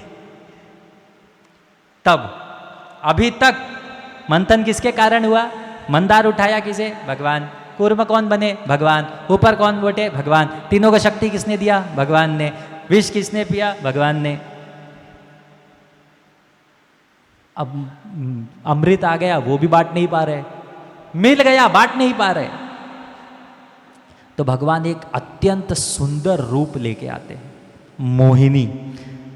भगवान अब सर्व आकर्षक है, सर्व आकर्षक है। अब वो स्त्री का रूप जब धारण करते हैं, अत्यंत सुंदर, अद्भुत रूप था। तो जब सब दानव उनको देखते हैं, जैसे शिशुपाल जब पहली बार रुक्मिणी को देखे, बोले ये मेरी पत्नी बनेगी, इतनी सुंदर। और कृष्ण सामने से उठा के लेके गए, बोली चली गई। विवाह होने वाला था, किडनैप हो गया, वो बेचारा डिप्रेशन में चले गए। तो उसी प्रकार से सारे देवता मोहिनी मूर्ति उस रूप को देखकर इतना आकर्षक हो जाते हैं, वो घड़ा लाकर उनको देते हैं, बोलते हैं हे देवी तुम कौन हो, कहाँ से आई हो, तुम जो भी हो, ये अमृत का घड़ा पकड़ो और हम में समान में बांटो, हमें तुम पर पूरा विश्वास है। तो फिर मोहिनी रूप कहती है अरे मैं एक प्रकार से वैश्या हूं। भगवान कह रहे हैं मैं वैश्या हूं, ऐसे मुझ पर विश्वास मत करो, मैं कौन हूं तुमको पता भी नहीं, और तुम ये अमृत मुझको दे रहे हो। बोले हमें तुम्हें पूरा विश्वास है। देखो भगवान की माया शक्ति, भगवान इतने मीठे बोल रही थी, मतलब मोहिनी इतनी मीठी बोल रही थी और इतनी सुंदर थी। बोले तुमको जो करना है करो, लेकिन तुम ही बांटो। बोले अरे मैं कुछ भी कर सकती हूँ, हमारा ठिकाना नहीं है, मैं वैश्या हूँ। बोले ना, हमें तुम पर पूरा विश्वास। तो मोहिनी मूर्ति कहती है कि यदि मैं जो भी करूं वो सही होगा, पर ये मत पूछना कि ईमानदारी से या मैं जो भी करूं सही होगा, यदि स्वीकार है तो मैं करूं। तो सारे दानव बोले आप जो भी करोगे वो अच्छा है, हमें आपके ऊपर पूरा विश्वास। ये भगवान की माया शक्ति। और घड़ा ला के दे दिया। तो मोहिनी मूर्ति ने पहले सबको लाइन में बिठाया, दानवों को, देवताओं को, और दानवों के पास आती थी, मीठा मीठा बोलती थी, और देवताओं को जाके अमृत पिला रही थी। तो दानवों को लगता था ये देवता लोग जो है बहुत भिखारी लोग हैं, लोभी लोग हैं, इनको पहले दे रही है, हमें मीठा मीठा बोल रही है, बाद में हमें अच्छे से दे, हम इनको दुखी नहीं करेंगे। वो देख रहे देवताओं को पिला रहे, दुखी नहीं करेंगे, ये पूरा भरोसा है इनके ऊपर। तो देवताओं को पिला रहे, लेकिन उनमें एक था, वो समझ गया कि कुछ तो गड़बड़ है। ठीक है, वो जाके उधर बैठ गए। और जब वो वहाँ पे जाके बैठ गए तो एक तरफ सूर्य थे, एक तरफ चंद्र थे। उन्होंने देखा ये दानव है, ये यहाँ पर आ गया है, राहु। और जैसे ही उन्हें देखा कि ये अमृत उसको दिया था, अमृत पी लिया था, और तुरंत विष्णु रूप प्रकट करते हैं मोहिनी, और चक्र से गला काट देते हैं। गला कट जाता है, लेकिन अमृत पीने के कारण शरीर जो है वो शक्तिशाली हो गया था। मुख बन गया राहु, शरीर बन गया केतु। अब बांटने उठने का काम हो चुका था, देवताओं को पिला चुकी थी मोहिनी, मोहिनी मूर्ति चली गई। अब सब देवता शक्तिशाली हो गए, सब दानव ये हो गए, और दोनों में भीषण झगड़ा हुआ। बहुत भयंकर वर्णन आता है युद्ध का, इतना भयंकर युद्ध का वर्णन और कहीं नहीं, कि खून की नदियाँ बह रही थी, हाथ पैर, लोगों के सिर ऐसे बह रहे थे, इतनी भयंकर युद्ध हुआ। लेकिन अंत में नारद मुनि ने सबको शांत किया, ब्रह्मा जी ने शांत किया, सब दानव समझ गए कि अभी हमारा समय खराब है, और सब चले जाते हैं। लेकिन अंत में अमृत किसको मिलता है? देवताओं को मिलता है। इसलिए ये बहुत सुंदर समुद्र मंथन लीला में ये वर्णन आता है कि कैसे यहाँ पे आता है कि एवं सुरासुरगणा समदेश काल हेत्वार्थ कर्ममतयोऽपि फले विकल्पा तत्रामृतं सुरगणा फलमञ्जसापुर्यत्पाद पंकजरजश्रयनान्न दैत्या। एवं सुरासुरगणा समदेश काल, ये सुर और असुर, देवता और दानव एक ही समय, एक ही स्थान, एक ही हेतु, देश काल हेतु, काम इच्छा एक, अमृत प्राप्त होना है, लेकिन फले विकल्पा, अलग अलग। क्यों? क्योंकि यत पाद पंकज रज, भगवान ने, देवता भगवान के चरणों का आश्रय लिए हुए, लेकिन दानव नहीं।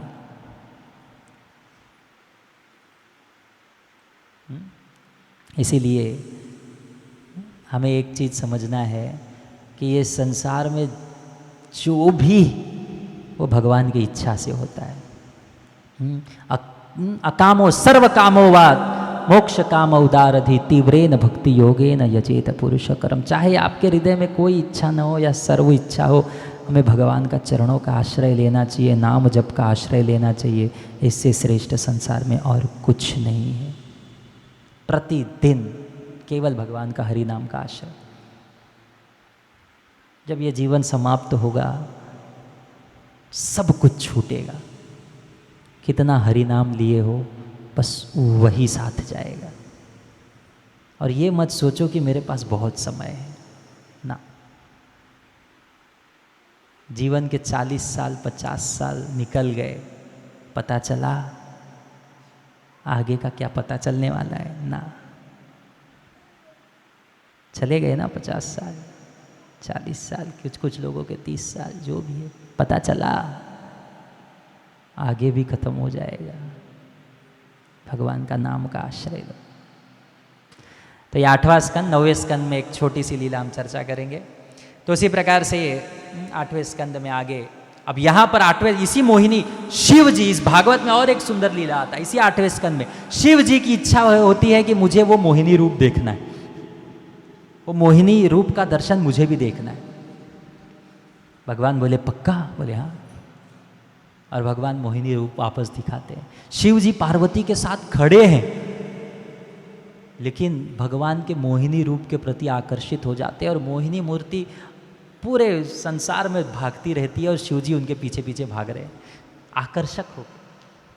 फिर एक समय आता है, वो बोलते नहीं, और फिर वो रुक जाते हैं। तो भगवान कहते हैं इस संसार में कोई भी नहीं है जो मेरे माया से मुक्त है सिवाय आपके।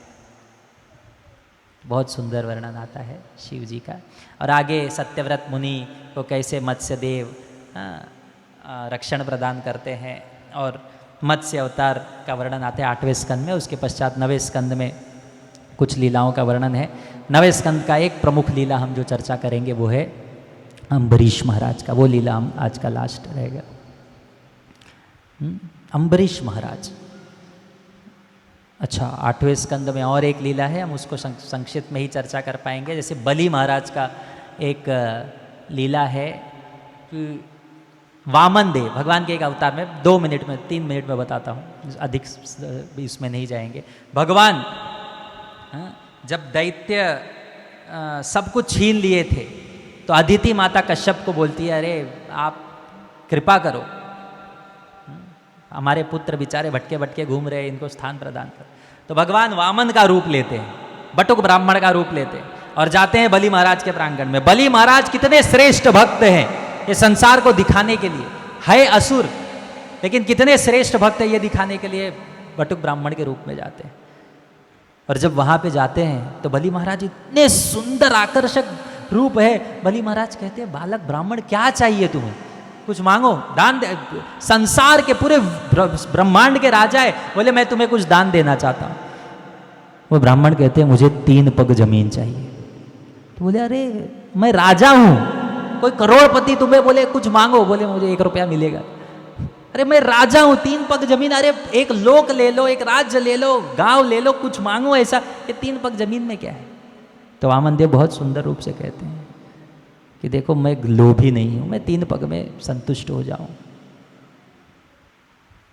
जीवन में जो अपने आप आया उससे जो संतुष्ट नहीं होगा, चाहे दुनिया का सब चीज आ जाए, आप संतुष्ट नहीं प्राप्त कर सकते। संतुष्ट होना, आनंदित होना, ये मन का भाव है, संसार के वस्तुओं पर आधारित नहीं। याद रखो, प्रसन्न रहना, संतुष्ट रहना, ये मन का भाव है, वस्तुओं से, परिस्थिति से ये बदलने वाला नहीं। ठीक है। और फिर शुक्राचार्य वहां पर आते हैं, बोलते हैं अरे ये बलि महाराज कहते हैं ठीक है मैं तुम्हें 3 पग जमीन दूंगा। शुक्राचार्य वहां पे आते बोलते अरे ये विष्णु है, ये 3 पग जमीन नहीं, ये पूरा ब्रह्मांड ले लेगा, अपना ये भी नहीं पूर्ण कर पाएगा, अपना वचन भी पूर्ण नहीं कर पाएगा। वो बोलते हैं पहले ही। लेकिन यहां पे एक बहुत सुंदर सिद्धांत आता है। गुरु कौन है? गुरु का कर्तव्य क्या है? ढोंगी गुरु और वास्तविक गुरु में अंतर क्या है? गुरु का कर्तव्य है आपको भगवान से जोड़ना, आपको भगवान से कनेक्ट करना, भगवान के चरणों में स्थान प्रदान करना, ये गुरु का कर्तव्य है। अपनी पूजा करवाना, अपनी जय जयकार करवाना, अपने आप को भगवान कहना, ये ढोंगी गुरु का लक्षण। गुरु का एक ही कर्तव्य है, वो भगवान का सेवक है और आपको भगवान की सेवा करने के लिए प्रेरणा देता है। उसका आनंद आपके भक्ति की प्रगति में और कुछ नहीं। यहां पे बलि महाराज, शुक्राचार्य यहां पे थे, बोले अरे ये सब कुछ विष्णु को दे देगा तो मेरा क्या होगा, दक्षिणा कहां से मिलेगा? वो डर के आए और बोले ये विष्णु है, इनको मत दो। तो बलि महाराज बोलते अरे गुरु का काम है भगवान को चरणों में प्रेरणा देना, ये मुझे बोल रहे भगवान है। अरे भगवान है और मुझसे मांग रहे तो अच्छी बात है, ये मुझे भगवान के विरुद्ध जाने के लिए बोल रहे हैं, मैं इनको गुरु के पद से त्यागता हूं, ये अब से मेरे गुरु नहीं। सोचो। और उनके विरुद्ध जाकर उन्होंने 3 पग जमीन दिया। ये जो वामन रूप में आए थे, उन्होंने त्रिविक्रम रूप धारण कर लिया, इस पूरे ब्रह्मांड को 2 पग से नाप लिया। और तीसरा पूछे कहां रखूं? बलि महाराज बोले मेरे सिर पे रखो। और फिर उनका बंदी बनाते हैं। और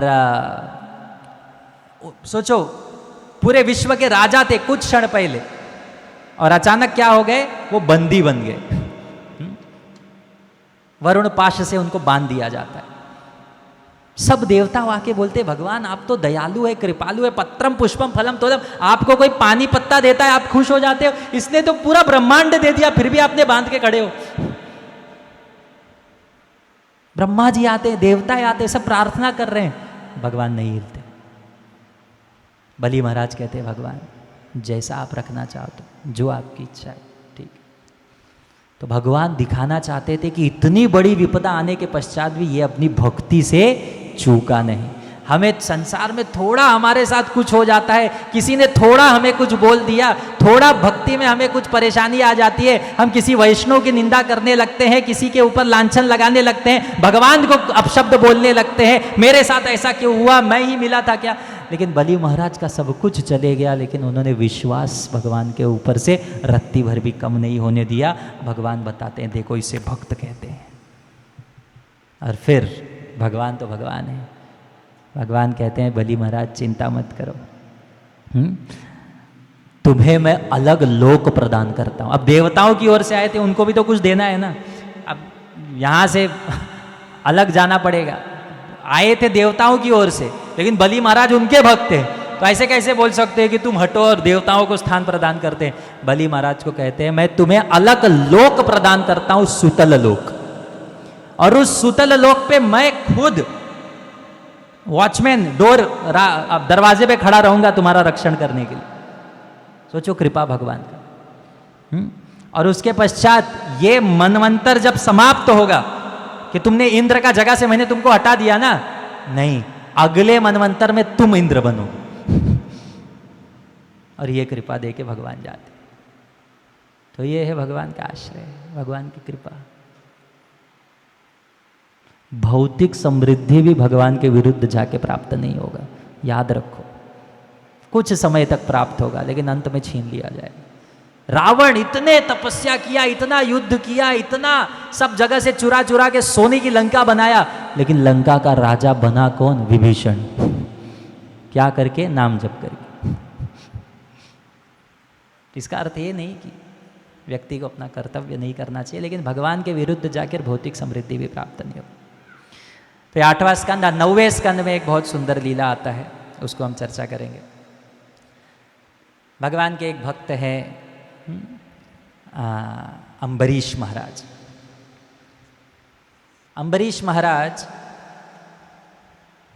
इतने श्रेष्ठ भक्त थे भगवान के कि कहते हैं ना, भक्ति कैसे की जाए। भक्ति नौ विधा भक्ति कहते हैं। श्रवणम कीर्तनम विष्णुर स्मरणम पाद सेवनम अर्चनम वंदनम दास्यम साख्यम आत्मनिवेदनम। आप भगवान का श्रवण करो, भगवान का कीर्तन करो, भगवान की पूजा करो, भगवान की प्रार्थना करो, भगवान प्रणाम करो, समर्पण करो। ऐसा कोई नहीं बोल सकता कि मैं भक्ति नहीं कर सकता। भक्ति करने के लिए केवल आप जीवित होना चाहिए। अगर जीवित है आप भक्ति कर सकते हो। बाकी आप ये कोई, अगर आपके पास धन नहीं है तो आप नहीं बोल सकते मैं यज्ञ करूंगा। आपका स्वास्थ्य अच्छा नहीं है तो आप नहीं बोल सकते मैं तपस्या करूंगा। आपने पढ़ाई नहीं किया है तो ये नहीं बोल सकते मैं शास्त्र पढ़ूंगा। लेकिन ऐसा कोई नहीं है जो बोल सकता है कि मैं भक्ति नहीं कर सकता। भक्ति हर एक व्यक्ति बिना किसी योग्यता के कर सकता है और सर्वोच्च पद, सर्वोच्च कृपा भगवान का प्राप्त कर सकता है। और यहां पे हम वही देखते हैं। तो निरंतर भगवान का निरंतर चिंतन करते रहना चाहिए। कोई हमें अन्य भाव हमारे मन में नहीं रहना चाहिए। निरंतर भगवान का चिंतन होना चाहिए। तो कैसे अम्बरीश महाराज कैसे निरंतर भगवान का चिंतन करते थे? चक्रवर्ती सम्राट थे। कुछ लोग बोलते माझ्याकडे वेळ नाही, लई बिजी आहे। अम्बरीश महाराज पूरे सृष्टि के राजा थे, पूरे सम्राट थे। युधिष्ठिर महाराज सम्राट थे।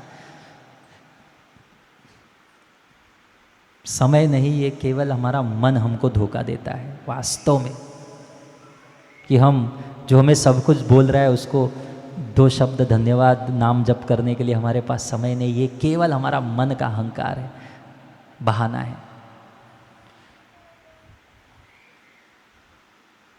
और अम्बरीश महाराज का वर्णन आता है, सवै मनः कृष्ण पदारविंदयो वाचांसि वैकुंठ गुणानुवर्णने कराव हरेर मंदिर मार्जनादिषु श्रुतिं चकारच्युत सत्कथोदय।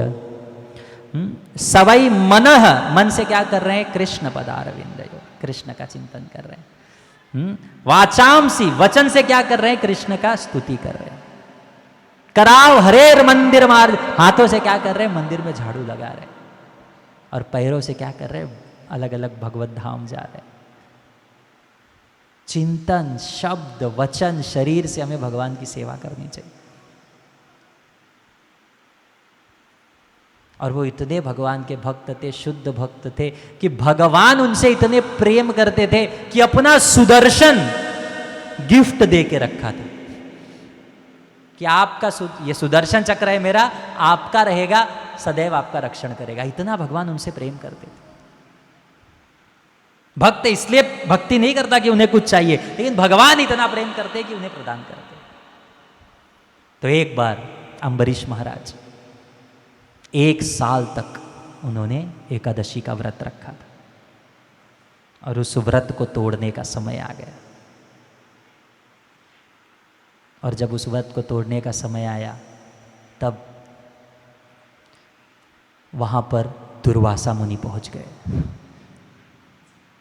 अब व्रत का तोड़ने का समय है, अब कोई अतिथि घर पे आ गया तो क्या है, पहले उसको बिठाना पड़ेगा, सत्कार करना पड़ेगा, सेवा करना पड़ेगा, अब ये सब में समय चले जाएगा।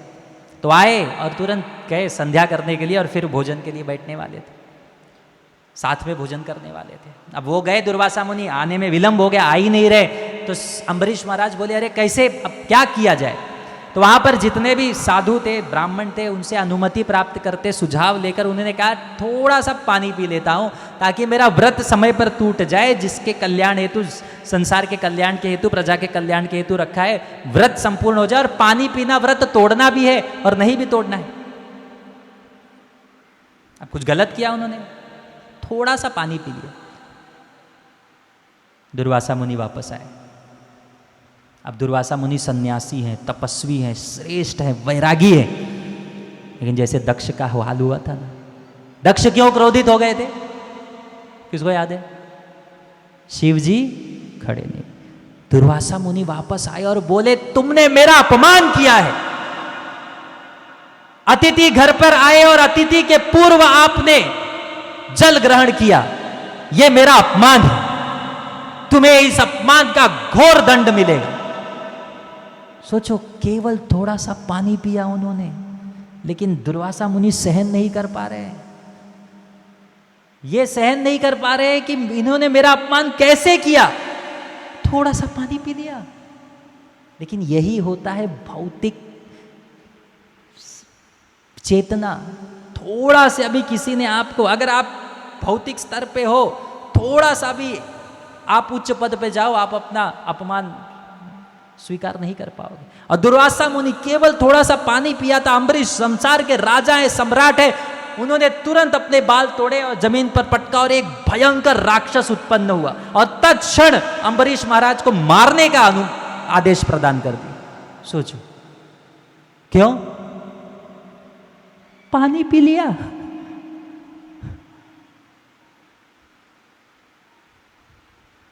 और राक्षस आए और अम्बरीश महाराज के ऊपर आक्रमण करने वाले थे, पर वो अम्बरीश महाराज कैसे थे?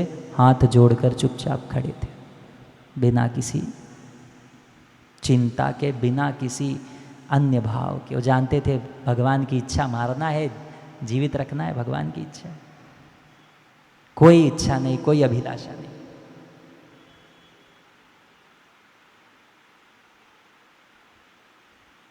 लेकिन भगवान ने अम्बरीश महाराज को क्या गिफ्ट दे के रखा था? सुदर्शन। और जैसे ही राक्षस अम्बरीश महाराज को मारने के लिए आया, सुदर्शन आया, उस राक्षस को तत्क्षण मार दिया। लेकिन वास्तव में अपराधी कौन था? दुर्वासा। अब सुदर्शन दुर्वासा के पीछे लग गए। दुर्वासा बोले ये क्या हो गया? और दुर्वासा मुनि भागने लगे। तो भागते भागते भागते वो शिव जी के पास गए। सब जगह भागे, सुदर्शन उनके पीछे ही था। भाग रहे भाग रहे भाग रहे, जहां जा रहे सुदर्शन पीछे ही आ रहा है। तो भागते भागते शिव जी के पास गए। बोले आप बचाओ। बोले मैं कैसे बचाओ, पीछे सुदर्शन है। सारे अस्त्र का उगम सुदर्शन से होता है, सब कुछ भगवान की इच्छा से होता है, हम कुछ नहीं है। इस सृष्टि का विनाश होते सब कुछ नष्ट हो जाता है। फिर शिव जी के पास से भागे, ब्रह्मा जी के पास गए। ब्रह्मा जी बोले भैया मेरा आयु का एक सीमा है, भगवान का एक श्वास मात्र से, एक इच्छा मात्र से सृष्टि का समाप्त हो जाता है। मैं एक क्षण में जन्म लेता हूँ, मरता हूँ, हम क्या भगवान के सुदर्शन को रोकेंगे? कुछ नहीं हो सकता, हम सब कठपुतली है। तो बोले अभी एक ही व्यक्ति बचा सकता है। कौन? कौन? जिसका सुदर्शन है। सुदर्शन किसका है? विष्णु का। दुर्वासा मुनि इतने शक्तिशाली थे, वे ब्रह्मांड को चीर कर वैकुंठ में गए। अब वैकुंठ का अर्थ है जहां पे कोई कुंठा नहीं, जहां पे कोई चिंता नहीं। पर वहां पे जाके दुर्वासा मुनि बोलते मेरे को एक टेंशन है, चिंता है। क्या? सुदर्शन पीछे पड़ा, कुछ तो करो। तो भगवान कहते हैं मैं कुछ नहीं कर सकता। बोले हैं आपका सुदर्शन है, आप ऐसा बोलोगे मैं कुछ नहीं कर सकता, आप किसके पास जाए? बोले क्या करे, ये सुदर्शन ऑटो मोड में है, ये अपने आप, जब कोई मेरे भक्तों का अपमान करता है ये अपने आप काम करता है, मैं कुछ नहीं कर सकता। और फिर भगवान बहुत बहुत अद्भुत शब्द कहते हैं दुर्वासा मुनि को। कि मेरे लिए भक्त कौन है। अब बाह्य दृष्टिकोण से देखेंगे, अम्बरीश क्या है? गृहस्थ है। अम्बरीश कौन है? गृहस्थ है। दुर्वासा कौन है? सन्यासी। अम्बरीश कौन से है? इस संसार में वस्तुओं के साथ भोग में बाह्य रूप से है। और ये कौन से है? क्या है? वैरागी है, तपस्वी है, भगवा कपड़ा झटाधारी है। लेकिन भगवान को ये सब कुछ फर्क नहीं पड़ता। कुछ कोई कभी कभी हमारे मन में आता है ना, कोई ब्रह्मचारी है, कोई सन्यासी है, मैं श्रेष्ठ भक्त हूं, और कोई गृहस्थ है, सोचता है मैं भक्ति नहीं कर। ये दोनों अहंकार है, दोनों अहंकार है। यहां पे भगवान दिखा रहे हैं, ये बाह्य स्तर से, कपड़े से, आपके स्थान से मायने नहीं रखता। हृदय कितना भगवान के प्रति समर्पण है, शुद्ध है, वही मायने रखता है। तुम चाहे कितने ही बड़े सन्यासी क्यों ना हो, तपस्वी, वैरागी, ब्रह्मचारी क्यों ना हो, हृदय अशुद्ध है, तुम्हारा कोई स्थान नहीं है। और उसी प्रकार से कोई व्यक्ति किसी भी स्थान पे हो, पद पे हो, किसी भी वर्ण में हो, आश्रम में हो, भगवान की भक्ति पूर्ण रूप से कर सकता है।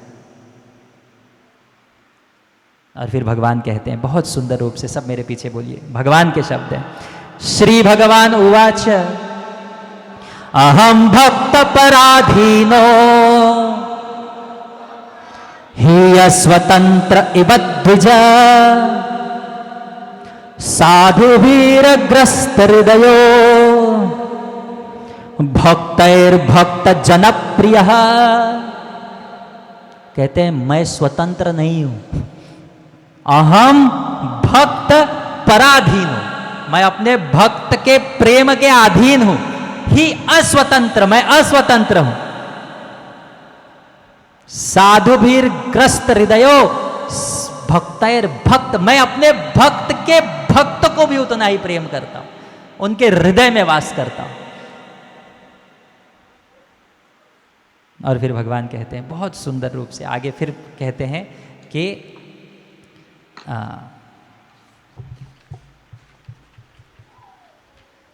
सब लोग वापस से बोलिए, मत सेवया प्रतीतम ते सालोक्यादि चतुष्टयम् नेच्छन्ति सेवया पूर्णा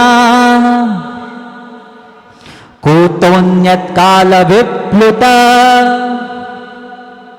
मेरे भक्त जो है, मत सेवया प्रतीतम ते, केवल मेरी भक्ति, भगवान के शुद्ध भक्त कौन है? जो केवल मेरी भक्ति में आनंद लेते हैं। मत सेवया प्रतीतम ते, चार प्रकार के मुक्ति है, सालोक्य, साष्टि, सामीप्य, सारूप्य, साहयोज्य, पांचवा।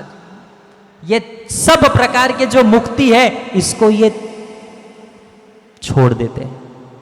सालोक्यादि चतुष्टय, ये चार प्रकार का जो मुक्ति है, इसको भी उन्हें क्या चाहिए? केवल मेरा सेवा चाहिए और कुछ नहीं चाहिए। ऐसे है मेरे भक्त, मैं अपने भक्तों को कैसे छोड़ सकता? और फिर अंत में भगवान वापस कहते हैं, साधवो हृदयम मह्यम साधुनाम हृदयम त्वहम मदन्या तेन जानाति नाहम तेभ्यो मनागपि। मेरे हृदय में कौन रहता है? मेरे भक्त रहते हैं। साधवो हृदयम मह्यम साधुनाम हृदयम त्वम, और मेरे भक्त के हृदय में कौन रहता है? मैं रहता हूं। मुझे छोड़ के और वो किसी को नहीं जानते, और मेरे भक्त को छोड़कर मैं किसी को नहीं जानता। दुर्वासा मुनि ने सुना लेक्चर अच्छे से, फिर बोला अभी मेरा क्या हो गया? तो बोले तुम्हें एक ही व्यक्ति बचा सकता है। कौन? स्वयं अम्बरीश महाराज। देखो भगवान कितना सुंदर बता रहे हैं। वैष्णव अपराध कितना श्रेष्ठ होता है, भगवान भी नहीं माफ कर रहे। वैष्णव अपराध इतना श्रेष्ठ है, भगवान भी नहीं क्षमा कर रहे। आपको क्षमा मांगना है, किसके पास जाना होगा? मेरे भक्त के पास जाना होगा। जाओ। और फिर दुर्वासा मुनि दौड़ते, फिर से सुदर्शन चक्र पीछे पीछे लग जाता है। और दुर्वासा मुनि दौड़ते दौड़ते आते हैं, सन्यासी हैं, वैरागी हैं, तपस्वी है, लेकिन दुर्वासा मुनि जाकर अम्बरीश महाराज के चरणों में साष्टांग दंडवत प्रणाम करते हुए कहते हैं, मुझे क्षमा कर दो, मेरा रक्षण करो। अम्बरीश महाराज अभी उनको मारने का प्रयत्न किए थे, कुछ समय पूर्व यही दुर्वासा ने उनको मारने का प्रयत्न किया था, लेकिन भक्त का हृदय कितना विशाल होता है देखो, अम्बरीश महाराज तुरंत चक्र के समक्ष खड़े हो जाते हैं और कहते हैं, यदि मैंने कोई भी तपस्या किया है, दान किया है, पुण्य किया है, मेरे सारे पुण्य, दान, भक्ति यदि मैंने कभी भी हम आपको प्रसन्न किया है भगवान, तो उसके सब के बदले में कृपया करके दुर्वासा मुनि को छोड़ दो। दुर्वासा मुनि बोल रहे हैं, ये व्यक्ति को मैं मारना चाहता था और ये मेरे लिए अपना सब कुछ छोड़ने के लिए तैयार है। सुदर्शन शांत होकर चले जाते हैं और दुर्वासा मुनि कहते हैं, ये केवल भक्त ही कर सकता है। क्यों भक्त सर्वश्रेष्ठ होता है? क्योंकि सबसे बड़ा वैराग्य शरीर का वैराग्य नहीं है। हिरण्यकश्यपु ने भी बहुत तीव्र तपस्या किया था, राक्षस था। शरीर का तपस्या सबसे बड़ा तपस्या नहीं है। वास्तविक तपस्या है अहंकार का, कि मैं भगवान का दास हूँ, भगवान का सेवक हूँ। हर एक व्यक्ति भगवान, हर एक के हृदय में भगवान को देखना और उसकी सेवा करना, ये सोचते हुए कि ये भगवान का अंश है, मैं इसका सेवक हूँ। यह भाव, यह अहंकार, सबसे जो ये भाव है, ये सबसे बड़ा तपस्या है, अहंकार का तपस्या। और यही अम्बरीश महाराज दिखा रहे। और सबसे महत्वपूर्ण, भगवान अपने भक्तों को कितना प्रेम करते हैं और भक्त भी भगवान से कितना प्रेम करते हैं। और बाह्य वेशभूषा, बाह्य पद, बाह्य वैराग्य किसी काम का नहीं होता। वास्तव में क्या काम करता है? हमारा हृदय का प्रेम। तो यहाँ पे 9वां स्कंद हम समाप्त करेंगे और हम कल से भगवान के, कल केवल एक ही स्कंद चर्चा करके 10वां स्कंद कृष्ण लीला पूरा हम चर्चा करेंगे। बहुत बहुत धन्यवाद। हरे कृष्णा।